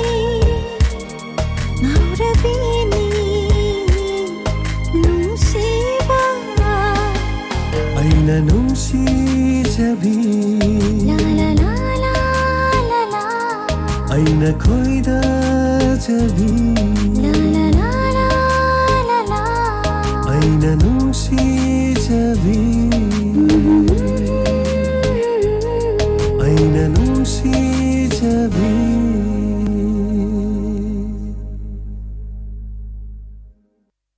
Thank you so much. Thagachari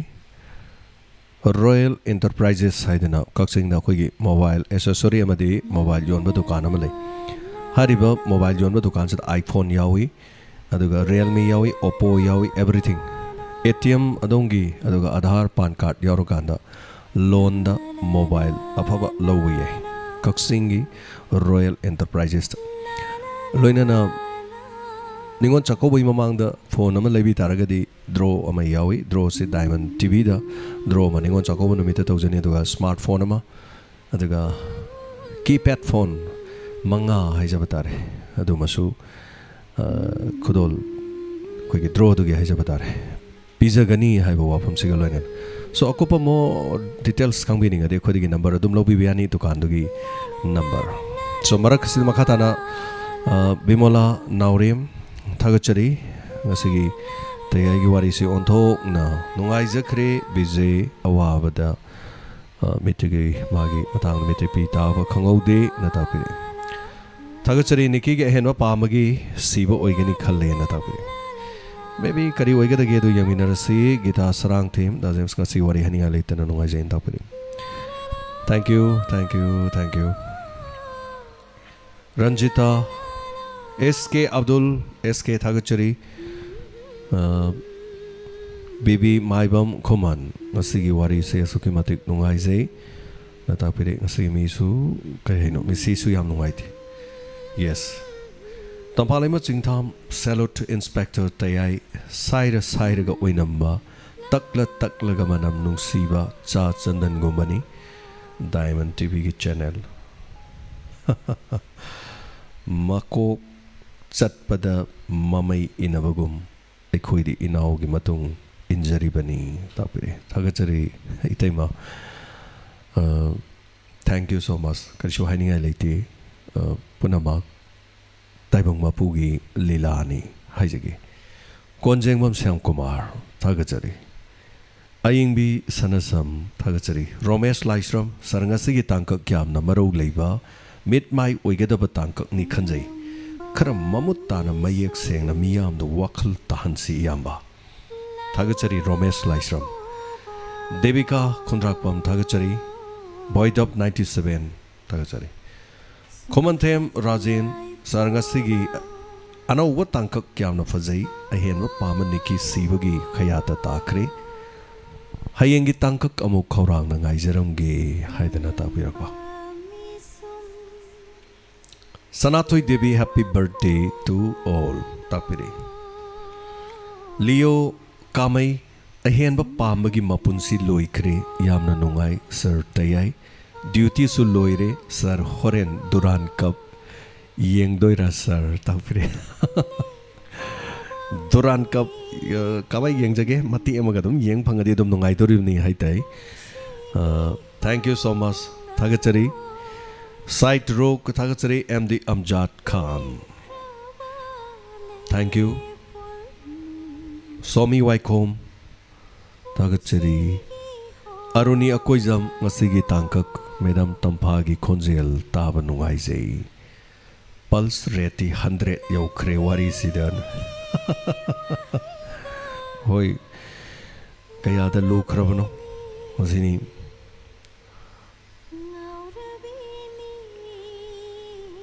Lalita नामैरापम थागचरी ngasiगी वारी आमना फजै ध्रुव इटोगी dialogue आमना फजकी अचुम वाफमनि सरबु मतम पुनमक्तन तापिदि थागचरी ललिता नामैरापम ध्रुव इटो वारीसी issue खननब थम्बा दु मरक मरक तमोय वारी दे हेक फेंजलकपनि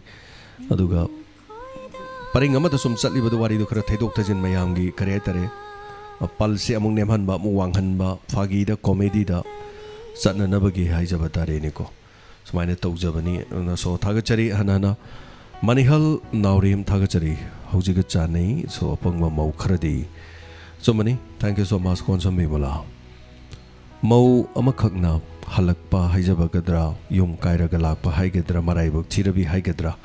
मौ अमखकना हाइबो वाफमदा हाइबो फजरबो वाफम अमखक लei लंबीदा अइना चटलिङै मतमदा अइगी पुरुइबा लैरिङैदा एंगोंदा निचीना फावबा मिचीना हाइगलगा येंगबा ngamde अइना इपुरोइबगा वारौनदुना काइनरगा अइना युमदा हलकपा मतमदा लंबी लमखांगदा कौरमदबा इबुंग इपासिंग पंकौदा कौई लेकाइदसु पंकौदा कौई करिगिनो न हाइरेदि ngसाइगी खुदोंग चाबा येंगनरकपा मतमदा हाइतारे तसेंगनदि मौ अमना हलकपा मतमदा नुंगसिबिरिबा मयामदु महाकी पुंसिबु कनबिरगे महाकी मचा यावना नुंगसिबिरगे हाइबदि यामना तांगी मरमदि करिगिनो माना नुंगसिरिदु महाकी मचा यावना नुंगसिदे महाकना नुंगसिरिबदुदि नुपीदु खक्तनी अदुसु मतम खर खक्तगिनी हाइबा वाफमसे अइना नुपी मखंगना हाइबा वाफम अमा लei कदाई फावबा चुम्बनो न मदुगी एक्सपेरिमेंट हाइ तारे मयामना दुम खंबिरमनि मयामदु सिनजरे सो थागचरी हनाना इसे सनातोम्बी ngasi wari episode फजै न ताकपिरकपा thank you so much Jamuna Ningombam sir लैरिबा मखै इंस्पेक्टर तयाई सुदुम लेहनसिको ngamba ओइजगे अदुबु हंजनबसी हम पामदबनी मोनोटोनस ओइ अदु तवी अदा तवी मियोइबगी वाखल मानदे अदुबु मानद्रसु मानब मखैना सपोर्ट तौबिरदि दुम यारे सो मी अमना वारी मयाम लीबा इसिदि पृथ्वीदा दुम चटनै हौजिकती ममिंग लैरा लैरबा लाइरिक कया कोई पारगा हांगदोगा पाबगी मतमसे कोई अखोई संगरक्त्रे हाइतारे मतमसे दुगी मते कोनरक्त्रेबा मियोइबसे ngasi मालेमसे टेंसिलकपन मरम ओरकांदा फजबा क्लासिक ओइरबा नोवेल अमा पाबगी महुत्ता ऑडियो ओइना मियोइ अमना रेकॉर्ड तौथोगा थमबा म्यूजिक नुंगसीबा इसिंग चरोक चरोक लाउबा नत्रगा जंगल अमदा करी हाइनी इसिंग लिकला ताबगी मखोनगुंबा उचेक वया तपना खोंगबै मखोलगुंबा पियानो फजबम तंग खोंगागा फजबा नोवेल दुगी वारीदु कनागुंबा खोंजेल नुंगसीबा अमना हौबदगी लोइबा फावबा पारदी अइना नोमगी मतेक मतेक मतेक थारगा तुमलमदाई नत्रगा थबक तौबा मतम गाड़ी थौबा मतम तोंगा तोंगा बै थबक तौबदा तारकांदा वारीदुसु लोक्सनबा अइगी इसागी पलसु नियम चुमना नॉर्मेंदा थंबा वखलसु नुंगाइहनबा वारीदुगी नुंगसीबा मतंगदा कपथोकपा नोकनिंगबा मतंगदा इथनथे नोकथोकपा हाइसे मसी यामना नुंगाइबा मनी हिदाक अमनी मेडिसिन अमनी अदुना पृथ्वीदा लैरिबा अफबा लाइरिक मखल सिंगसे ngasiदी कैदौगे हाइबो ऑडिबल ओइना ओंथोरेबा वीडियो नतबिदा ऑडियो ओइना ओंथोरकला मतंग So such a kind of those things adu main tor kan dai khoi gi su phaja phaja bo wari du khar khar samai chum sagat pe mong du ne tamjari se ai ge sina phaja dab du no phaja dab ni ko du mayam hona jari di du mai tau jani du na adom na thawai nungai rak ta bana traga adom na ngak tang potha matam da tabi du na dong gi pukning wa khal bu nungai hen mangam labadi hona jari ba singa sigi mahai ya le haina khanjaga dori bani tension jage so gita thank you so much tagachari ibeman devi devya khunrapam sabir maibam thank you tamobi chirom tagachari ibirakli bapunamak sing loina paba haibadudi hektamak ngambajana te aduna so yaran yaro sunga pigani faja faja bo hai ibirak pa yawi paba ngamdaba su yawi paikhomba ngasidi yam pajane ibire paikhomba wafam sing su sat launo phaudoraga thank you so much paikhomba yamna nungaije ben kukna pura berani he zo haibire karai waidano bodi khangjadre ko dubu thank you so much anjita thoksom laisram sarika thagachari punamak ngasigi thaudo wa thoksigi matung da loina haibire haijaba tare ni ko thagachari soraisam bikramjit thagachari thank you so much bogen sarangasigi tangka gam nungai jai gangmai na karan taba nungai karan do na ngaiak nok na ba haitare ko adamai tawjabani haijage duga ibem chaning tawjam madam tampha gi wari sanabda gangmai gi karan yes saisi amatang khongjaraga mayam gi khudol tamjage ngatang am sang sang na pada bida mayam na ibagi pabagi sisu nungai ba leitaba budi natti tuna amore thagachari ngasidi sei amamu khudol tamjage anauba sei loisandre sei mazu khudol tamjage Wazaran jini thaujagi me tani khudol tamjari ba sei ni satkai regi pongning lekol se khudol tamjari loisandre sei na pik thale khudol tamjari nupa nupi ani gi sei ni ai sama ki twin wazaran jini thaujagi me tani Vinod Kumar Sharma na music ko bisay khudol tamjari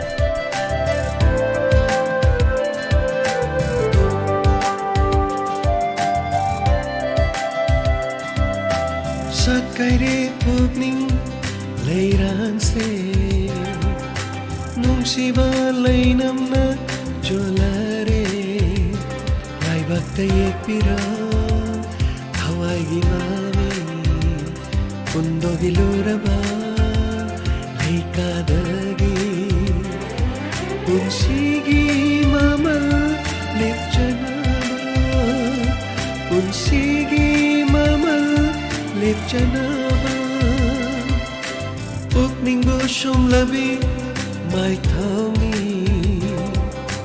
uning ba mitki leitengi akjaba fijolna tanjarari hawai gilairangum nungsiravi nangna aigi punsini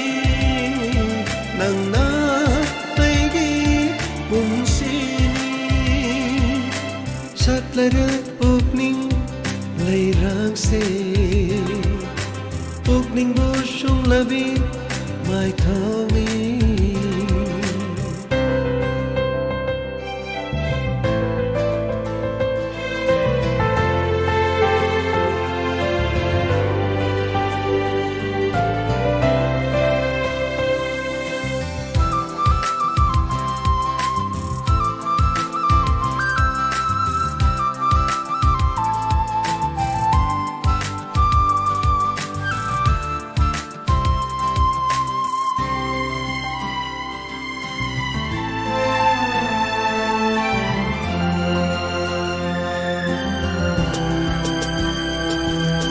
Nungsina yinbiwa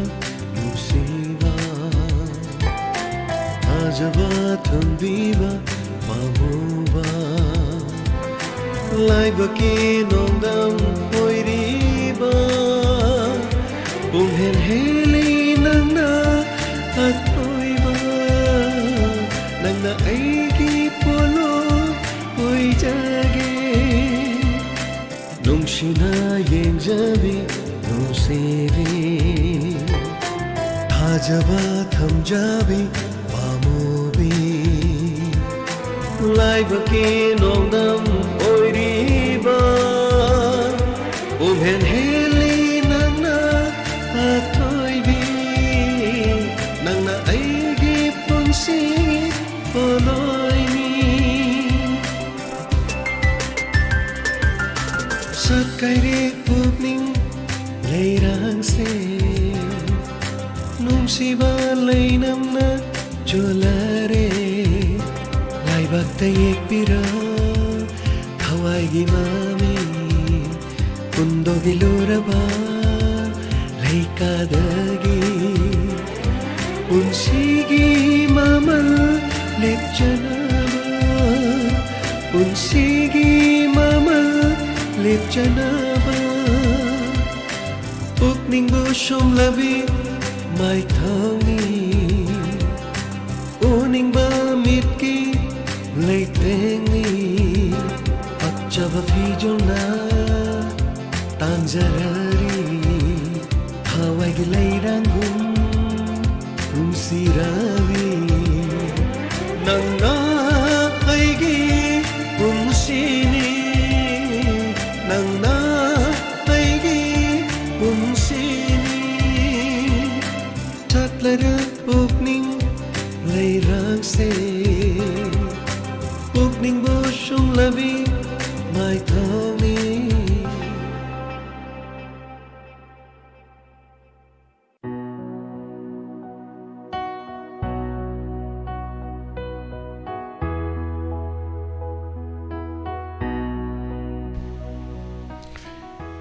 ꯂꯂꯤꯇꯥ ꯅꯋꯥꯏꯔꯥꯛꯄꯝ ꯊꯥꯒꯠꯆꯔꯤ ꯍꯥꯟꯅꯅ ꯍꯣꯏ ꯉꯥꯎꯖꯕ ꯑꯩꯈꯣꯏꯗꯗꯤ ꯉꯥꯎꯖꯩ ꯃꯤꯅ ꯄꯥꯝꯒꯦꯔꯥ ꯄꯥꯝꯃꯣꯏꯔꯥ ꯇꯥꯛꯄꯤꯔꯛꯄ ꯍꯣꯏ ꯂꯂꯤꯇꯥ ꯅꯋꯥꯏꯔꯥꯛꯄꯝ ꯀꯩꯁꯨ ꯀꯥꯏꯕ ꯂꯩꯇꯦ ꯇꯥꯏꯕꯪ ꯃꯤꯑꯣꯏꯕ ꯃꯤ ꯑꯃꯒ ꯃꯥꯟꯅꯕ ꯅꯠꯇꯦ ꯃꯃꯥ ꯑꯃꯇꯅ ꯄꯣꯛꯄ ꯃꯆꯥ ꯆꯤꯟꯖꯥꯛ ꯆꯞ ꯃꯥꯟꯅꯅ ꯆꯥꯕꯗꯣ ꯑꯃꯅ ꯍꯩꯅꯗꯕ ꯑꯃꯅ ꯍꯩꯅꯕ ꯌꯥꯎꯏ ꯄꯣꯛꯃꯤꯟꯅꯕꯗꯅꯤꯀꯣ ꯍꯥꯏꯁꯦ ꯄꯣꯛꯃꯤꯟꯅꯗꯕ ꯑꯩꯈꯣꯏꯒꯗꯤ ꯀꯔꯥꯏꯗ ꯃꯥꯟꯅꯔꯨꯅꯤ ꯑꯗꯨꯕꯨ ꯄꯣꯛꯃꯤꯟꯅꯗ꯭ꯔꯒꯁꯨ ꯃꯌꯥꯝ ꯄꯨꯝꯅꯃꯛꯇ ꯑꯩꯈꯣꯏꯅ ꯇꯧꯖꯔꯤꯕꯗ ꯑꯄꯦꯟꯕ ꯄꯣꯛꯂꯤꯕꯁꯤꯡ ꯑꯁꯦ ꯑꯩꯈꯣꯏ ꯃꯁꯦꯟ ꯒ꯭ꯔꯍ ꯃꯥꯟꯅꯕꯅꯤ ꯍꯥꯏꯕ ꯇꯥꯏ ꯄꯨꯛꯆꯦꯜ ꯃꯥꯟꯅꯕꯅꯤ ꯍꯥꯏꯕ ꯇꯥꯏ ꯋꯥꯈꯜꯂꯣꯟ ꯃꯥꯟꯅꯕꯅꯤ ꯍꯥꯏꯕ ꯇꯥꯏ ꯊꯥꯒꯠꯆꯔꯤ ꯅꯥꯝꯆꯤꯜꯂꯤꯌꯨ ꯒꯣꯟꯃꯩ ꯁꯔ ꯆꯥꯛ ꯆꯥꯔꯕꯔꯣ ꯁꯔ ꯋꯥꯔꯤꯁꯨ ꯌꯥꯝ ꯅꯨꯡꯉꯥꯏ ꯋꯥꯔꯤꯁꯤ ꯁꯥꯒꯠꯅꯕ ꯍꯣꯠꯅꯕꯗ ꯀꯣꯛꯀꯥꯗꯨ ꯉꯥꯎꯒꯗꯕ ꯃꯥꯜꯂꯦ ꯍꯥꯏꯕꯤꯕ ꯃꯥꯜꯂꯦ ꯁꯣ ꯊꯦꯡꯛ ꯌꯨ ꯁꯣ ꯃꯆ ꯅꯥꯝꯆꯤꯜꯂꯤꯌꯨ ꯒꯣꯟꯃꯩ ꯆꯥꯛ ꯆꯥꯖꯔꯦ ꯅꯥꯝꯆꯤꯜꯂꯤꯌꯨ ꯁꯦꯕꯣꯠ ꯑꯣ ꯀꯔꯤꯑꯣ ꯃꯌꯥꯟ ꯇꯨꯌꯥꯟ ꯊꯣꯡꯉꯤ ꯍꯥꯏꯖꯕ ꯇꯥꯔꯦꯅꯦ ꯍꯪꯕꯤꯔꯛꯑꯕꯅꯤꯅ ꯀꯔꯤꯒꯨꯝꯕ ꯃꯇꯝꯗ ꯆꯤꯟꯖꯥꯛꯀꯨꯝꯕꯒꯤ ꯏꯄꯤꯁꯣꯗꯇꯒ ꯁꯨꯝ ꯍꯥꯞꯆꯔꯤꯗꯣ ꯑꯩꯈꯣꯏꯅ ꯉꯁꯥꯏꯒꯁꯨ ꯑꯗꯨꯝ ꯌꯥꯎꯏꯗꯅ ꯆꯤꯟꯖꯥꯛꯀꯤ ꯃꯇꯥꯡꯗ ꯄꯣꯡ ꯍꯋꯥꯏꯒ ꯉꯥꯕꯦꯝꯃ ꯑꯃꯨꯕꯗꯨꯒ ꯍꯥꯏꯗꯣ ꯍꯧꯖꯤꯛ ꯃꯇꯝꯅꯦ ꯍꯥꯏꯇꯥꯔꯦ ꯌꯥꯝ ꯍꯥꯎꯕ ꯃꯇꯝꯅꯤ ꯑꯗꯨꯒ ꯃꯇꯝ ꯑꯣꯏꯔꯒꯁꯨ ꯌꯥꯝ ꯇꯣꯏꯅ ꯆꯥꯁꯜꯂꯗꯤ ꯀꯩꯅꯣꯝ ꯇꯧꯋꯤꯗꯅꯀꯣ ꯑꯗꯨꯁꯨ ꯊꯥꯒꯠꯆꯔꯤ ꯁꯔ ꯏꯟꯗꯤꯌꯥꯗ ꯄꯥꯡꯊꯣꯛꯀꯅꯤ ꯇꯧꯔꯝꯕ ꯑꯟꯗꯔ 17 ꯋꯨꯃꯦꯟ ꯐꯤꯐꯥ ꯋꯥꯔꯜड ꯀꯞ ꯄꯥꯡꯊꯣꯛꯀꯅꯤ ꯇꯧꯔꯝꯕ ꯑꯗꯨ ꯐꯤꯐꯥꯅ ꯑꯣꯜ ꯏꯟꯗꯤꯌꯥ ꯐꯨꯠꯕꯣꯜ ꯐꯦꯗꯔꯦꯁꯟꯕꯨ ꯁꯁꯄꯦꯟ ꯇꯧꯔꯦ ꯍꯥꯏ ꯑꯀꯨꯞꯄ ꯃꯔꯣꯜ ꯈꯪꯂꯗꯤ ꯑꯃꯨꯛꯇ ꯁꯟꯗꯣꯛꯄꯤꯔꯛꯎ ꯂꯥꯕ ꯃꯩꯇꯩ ꯍꯣꯏ ꯀꯔꯤ ꯀꯝꯗꯧꯕꯩꯅꯣ ꯃꯗꯨ ꯇꯥꯕꯗ ꯅꯨꯡꯉꯥꯏꯇꯦ ꯀꯔꯤꯒꯤꯅꯣ ꯍꯥꯏꯗꯤ ꯑꯩꯁꯨ ꯈꯪꯖꯗ꯭ꯔꯤ ꯀꯔꯤꯒꯨꯝꯕ ꯑꯩ ꯏꯟꯐꯣꯔꯃꯦꯁꯟ ꯑꯩꯅ ꯊꯤꯖꯕꯗ ꯈꯪꯕ ꯂꯩꯔꯗꯤ ꯑꯩ ꯁꯤꯌꯔ ꯇꯧꯖꯔꯛꯀꯦ ꯍꯥꯏꯕ ꯋꯥꯐꯝꯁꯤ ꯊꯝꯖꯒꯦ ꯊꯥꯒꯠꯆꯔꯤ ꯑꯗꯨꯒ ꯏꯕꯌꯥꯏ ꯑꯊꯣꯛꯄꯝ ꯙ꯭ꯔꯨꯕꯒ ꯏꯇꯣꯒ ꯋꯥꯔꯤ ꯁꯥꯟꯅꯕꯗ ꯑꯩꯗꯤ ꯑꯣꯟꯊꯣꯛꯅ ꯅꯨꯡꯉꯥꯏꯖꯈ꯭ꯔꯦ ꯅꯣꯛꯁꯨ ꯌꯥꯝꯅ ꯅꯣꯛꯏ ꯑꯃꯅ ꯑꯗ ꯇꯥꯏ ꯑꯃꯅ ꯄꯨꯔꯥ ꯑꯔꯣꯏꯕꯤꯅꯤ ꯑꯆꯨꯝꯕꯅꯤ ꯊꯥꯒꯠꯆꯔꯤ ꯑꯗꯨꯅꯦ ꯑꯩꯅ ꯍꯥꯏꯗꯣ ꯒ꯭ꯔꯍ ꯃꯥꯟꯅꯕꯩꯅꯦꯅ ꯒ꯭ꯔꯍ ꯃꯥꯟꯅꯗꯕ ꯃꯤꯅꯗꯤ ꯑꯁ ꯀꯗꯥꯏ ꯄꯛꯇꯦ ꯍꯥꯏꯔꯝꯗꯣꯏꯅꯤ ꯍꯥꯏꯅꯤꯡ ꯍꯥꯏꯖꯧ ꯊꯣꯡꯉꯥꯝ ꯂꯛꯀꯤ ꯄ꯭यारी ꯍꯦꯄꯤ ꯕꯔꯊꯗे ꯇꯨ ꯑꯣꯜ ꯁꯔ ꯍꯌꯦꯡ ꯑꯃꯨꯛ ꯍꯟꯅ ꯇꯥꯗꯣꯏꯅꯤ ꯃꯈꯥ ꯁꯣꯏꯗꯅ ꯇꯥꯕꯤꯌꯨ ꯍꯌꯦꯡ ꯑꯃꯨꯛ ꯍꯟꯅ ꯃꯈꯥ ꯇꯦꯟꯁꯤꯟꯖꯒꯦ ꯁꯣꯃꯣ ꯈꯥꯕ ꯉꯁꯤꯗꯤ ꯂꯥꯏꯚ ꯌꯥꯎꯕ ꯐꯪꯖꯔꯤ ꯋꯥꯔꯤꯁꯦ ꯌꯥꯝ ꯅꯨꯡꯉꯥꯏꯅ ꯇꯥꯛꯄꯤꯔꯦ ꯊꯥꯒꯠꯆꯔꯤ ꯁꯣꯃꯤ ꯋꯥꯏꯈꯣꯝ ꯊꯦꯡꯛ ꯌꯨ ꯁꯣ ꯃꯆ ꯑꯅꯧꯕ ꯑꯥꯏꯗꯤ ꯃꯔꯛ ꯃꯔꯛꯇ ꯄꯥꯕꯩ ꯅꯨꯡꯉꯥꯏꯕ ꯌꯥꯝ ꯂꯩꯖꯩ ꯃꯤ ꯍꯦꯟꯒꯠꯂꯛꯑꯦ ꯀꯥꯏꯅ ꯈꯟꯖꯕꯗꯣ ꯕꯤꯖꯦꯟ ꯌꯦꯡꯈꯣꯝ ꯊꯥꯒꯠꯆꯔꯤ ꯕꯤꯃꯣꯂꯥ ꯅꯥꯎꯔꯦꯝ ꯑꯗꯨꯒ ꯇꯝꯐꯥ ꯀꯣꯟꯁꯝ ꯕꯤꯃꯣꯂꯥ ꯗꯦꯕꯤꯌꯥ ꯈꯨꯟꯗ꯭ꯔꯥꯛꯄꯝ ꯑꯝꯖꯥꯠ ꯇꯦꯟꯁꯤꯟꯖꯔꯦ ꯐꯅꯌꯥꯝ ꯍꯟꯖꯜꯂ ꯄꯥꯕꯁꯨ ꯌꯥꯎꯔꯦ ꯂꯥꯏꯁ꯭ꯔꯝ Sarika Thagachari. Thank you so much. Yaifaba Punamak, Waitersi, Yaipaminarasi Punamak, Sarang Tem Tapisor, Sigi Wari, Tim Sayampaze, Aduga Chumba, Asing Bahausi Hosi Toiba Punamak, Tapiria Chumman. Gomti Irom Thagachari.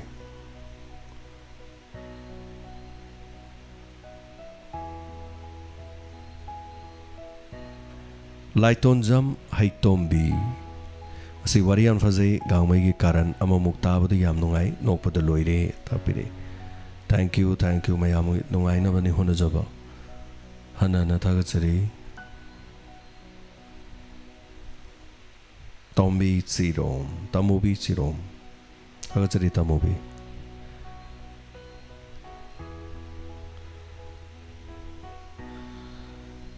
Thagachari, Kaisam Rajan Singh sir, Yaipaminarasi, Yaipaminarasi Punamak, Rajesh Koman.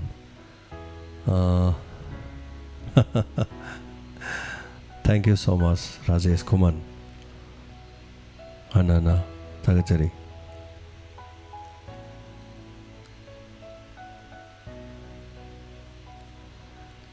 Masih Yaroi bisa matang kudol tam jagi, torom luisin jagi. Punamaki comment ayam baloi pajare cita ubah kot pak tiang badi irak pasing di pahau tu bagi ngapi kani. Iroi loi bang asigi say kudol tam jagi.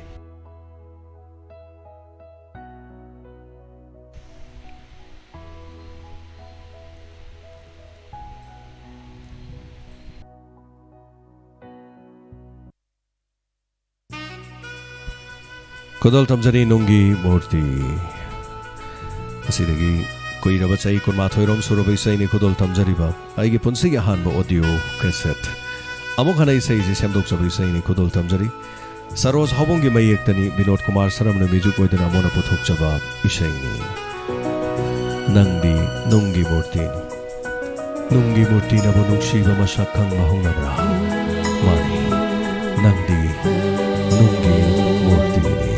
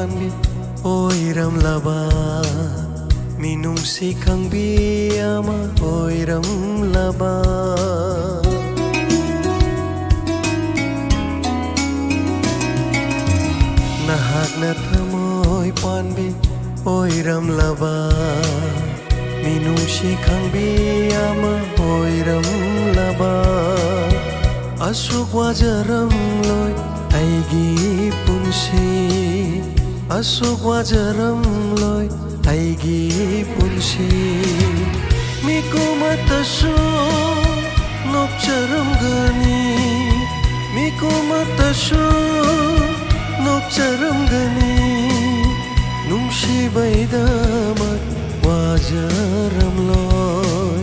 nungshi baidamat kapcharam loy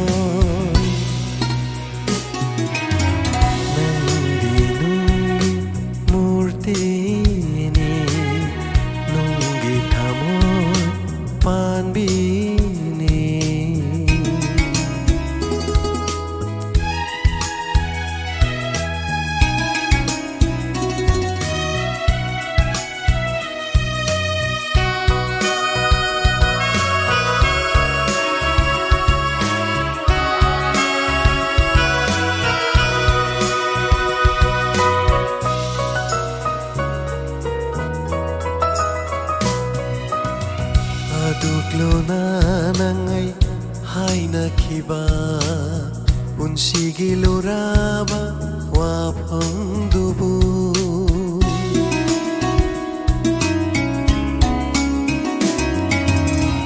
ꯑꯗꯨꯛꯂꯨꯅ ꯅꯪ ꯑꯩ ꯍꯥꯏꯅꯈꯤꯕ ꯄꯨꯟꯁꯤꯒꯤ ꯂꯨꯔꯥꯕ ꯋꯥꯐꯝꯗꯨꯕꯨ ꯀꯔꯤꯒꯤꯅꯣ ꯅꯪꯅ ꯀꯥꯏꯍꯜꯂꯤꯕ ꯀꯔꯤꯒꯤꯅꯣ ꯅꯪꯅ ꯀꯥꯏꯍꯜꯂꯤꯕ ꯊꯃꯣꯏ ꯄꯥꯟꯗꯦꯕꯨ ꯇꯥꯛꯂꯝꯂꯤꯕꯔꯥ ꯊꯃꯣꯏ ꯄꯥꯟꯗꯦꯕꯨ ꯇꯥꯛꯂꯝꯂꯤꯕꯔꯥ ꯃꯁꯤꯕꯨ ꯅꯨꯡꯁꯤꯕꯒꯤ ꯍꯧꯅ ꯁꯥꯔꯥ ꯃꯁꯤꯕꯨ ꯅꯨꯡꯁꯤꯕꯒꯤ ꯍꯧꯅ ꯁꯥꯔꯥ ꯅꯪꯗꯤ ꯅꯨꯡꯒꯤ ꯃꯨꯔꯇꯤꯅꯤ ꯅꯨꯡꯒꯤ ꯊꯃꯣꯏ ꯄꯥꯟꯕꯤꯅꯤ ꯅꯨꯡꯒꯤ ꯃꯨꯔꯇꯤꯅꯕꯨ ꯅꯨꯡꯁꯤ ꯈꯪꯕ ꯍꯧꯅꯕꯔꯥ ꯅꯨꯡꯒꯤ ꯊꯃꯣꯏꯗꯕꯨ ꯃꯤꯅꯨꯡꯁꯤꯒꯤ ꯏꯔꯤ ꯌꯥꯎꯔꯝꯒꯗꯔꯥ ꯅꯪꯗꯤ ꯅꯨꯡꯒꯤ ꯃꯨꯔꯇꯤꯅꯤ ꯅꯨꯡꯒꯤ ꯊꯃꯣꯏ ꯄꯥꯟꯕꯤꯅꯤ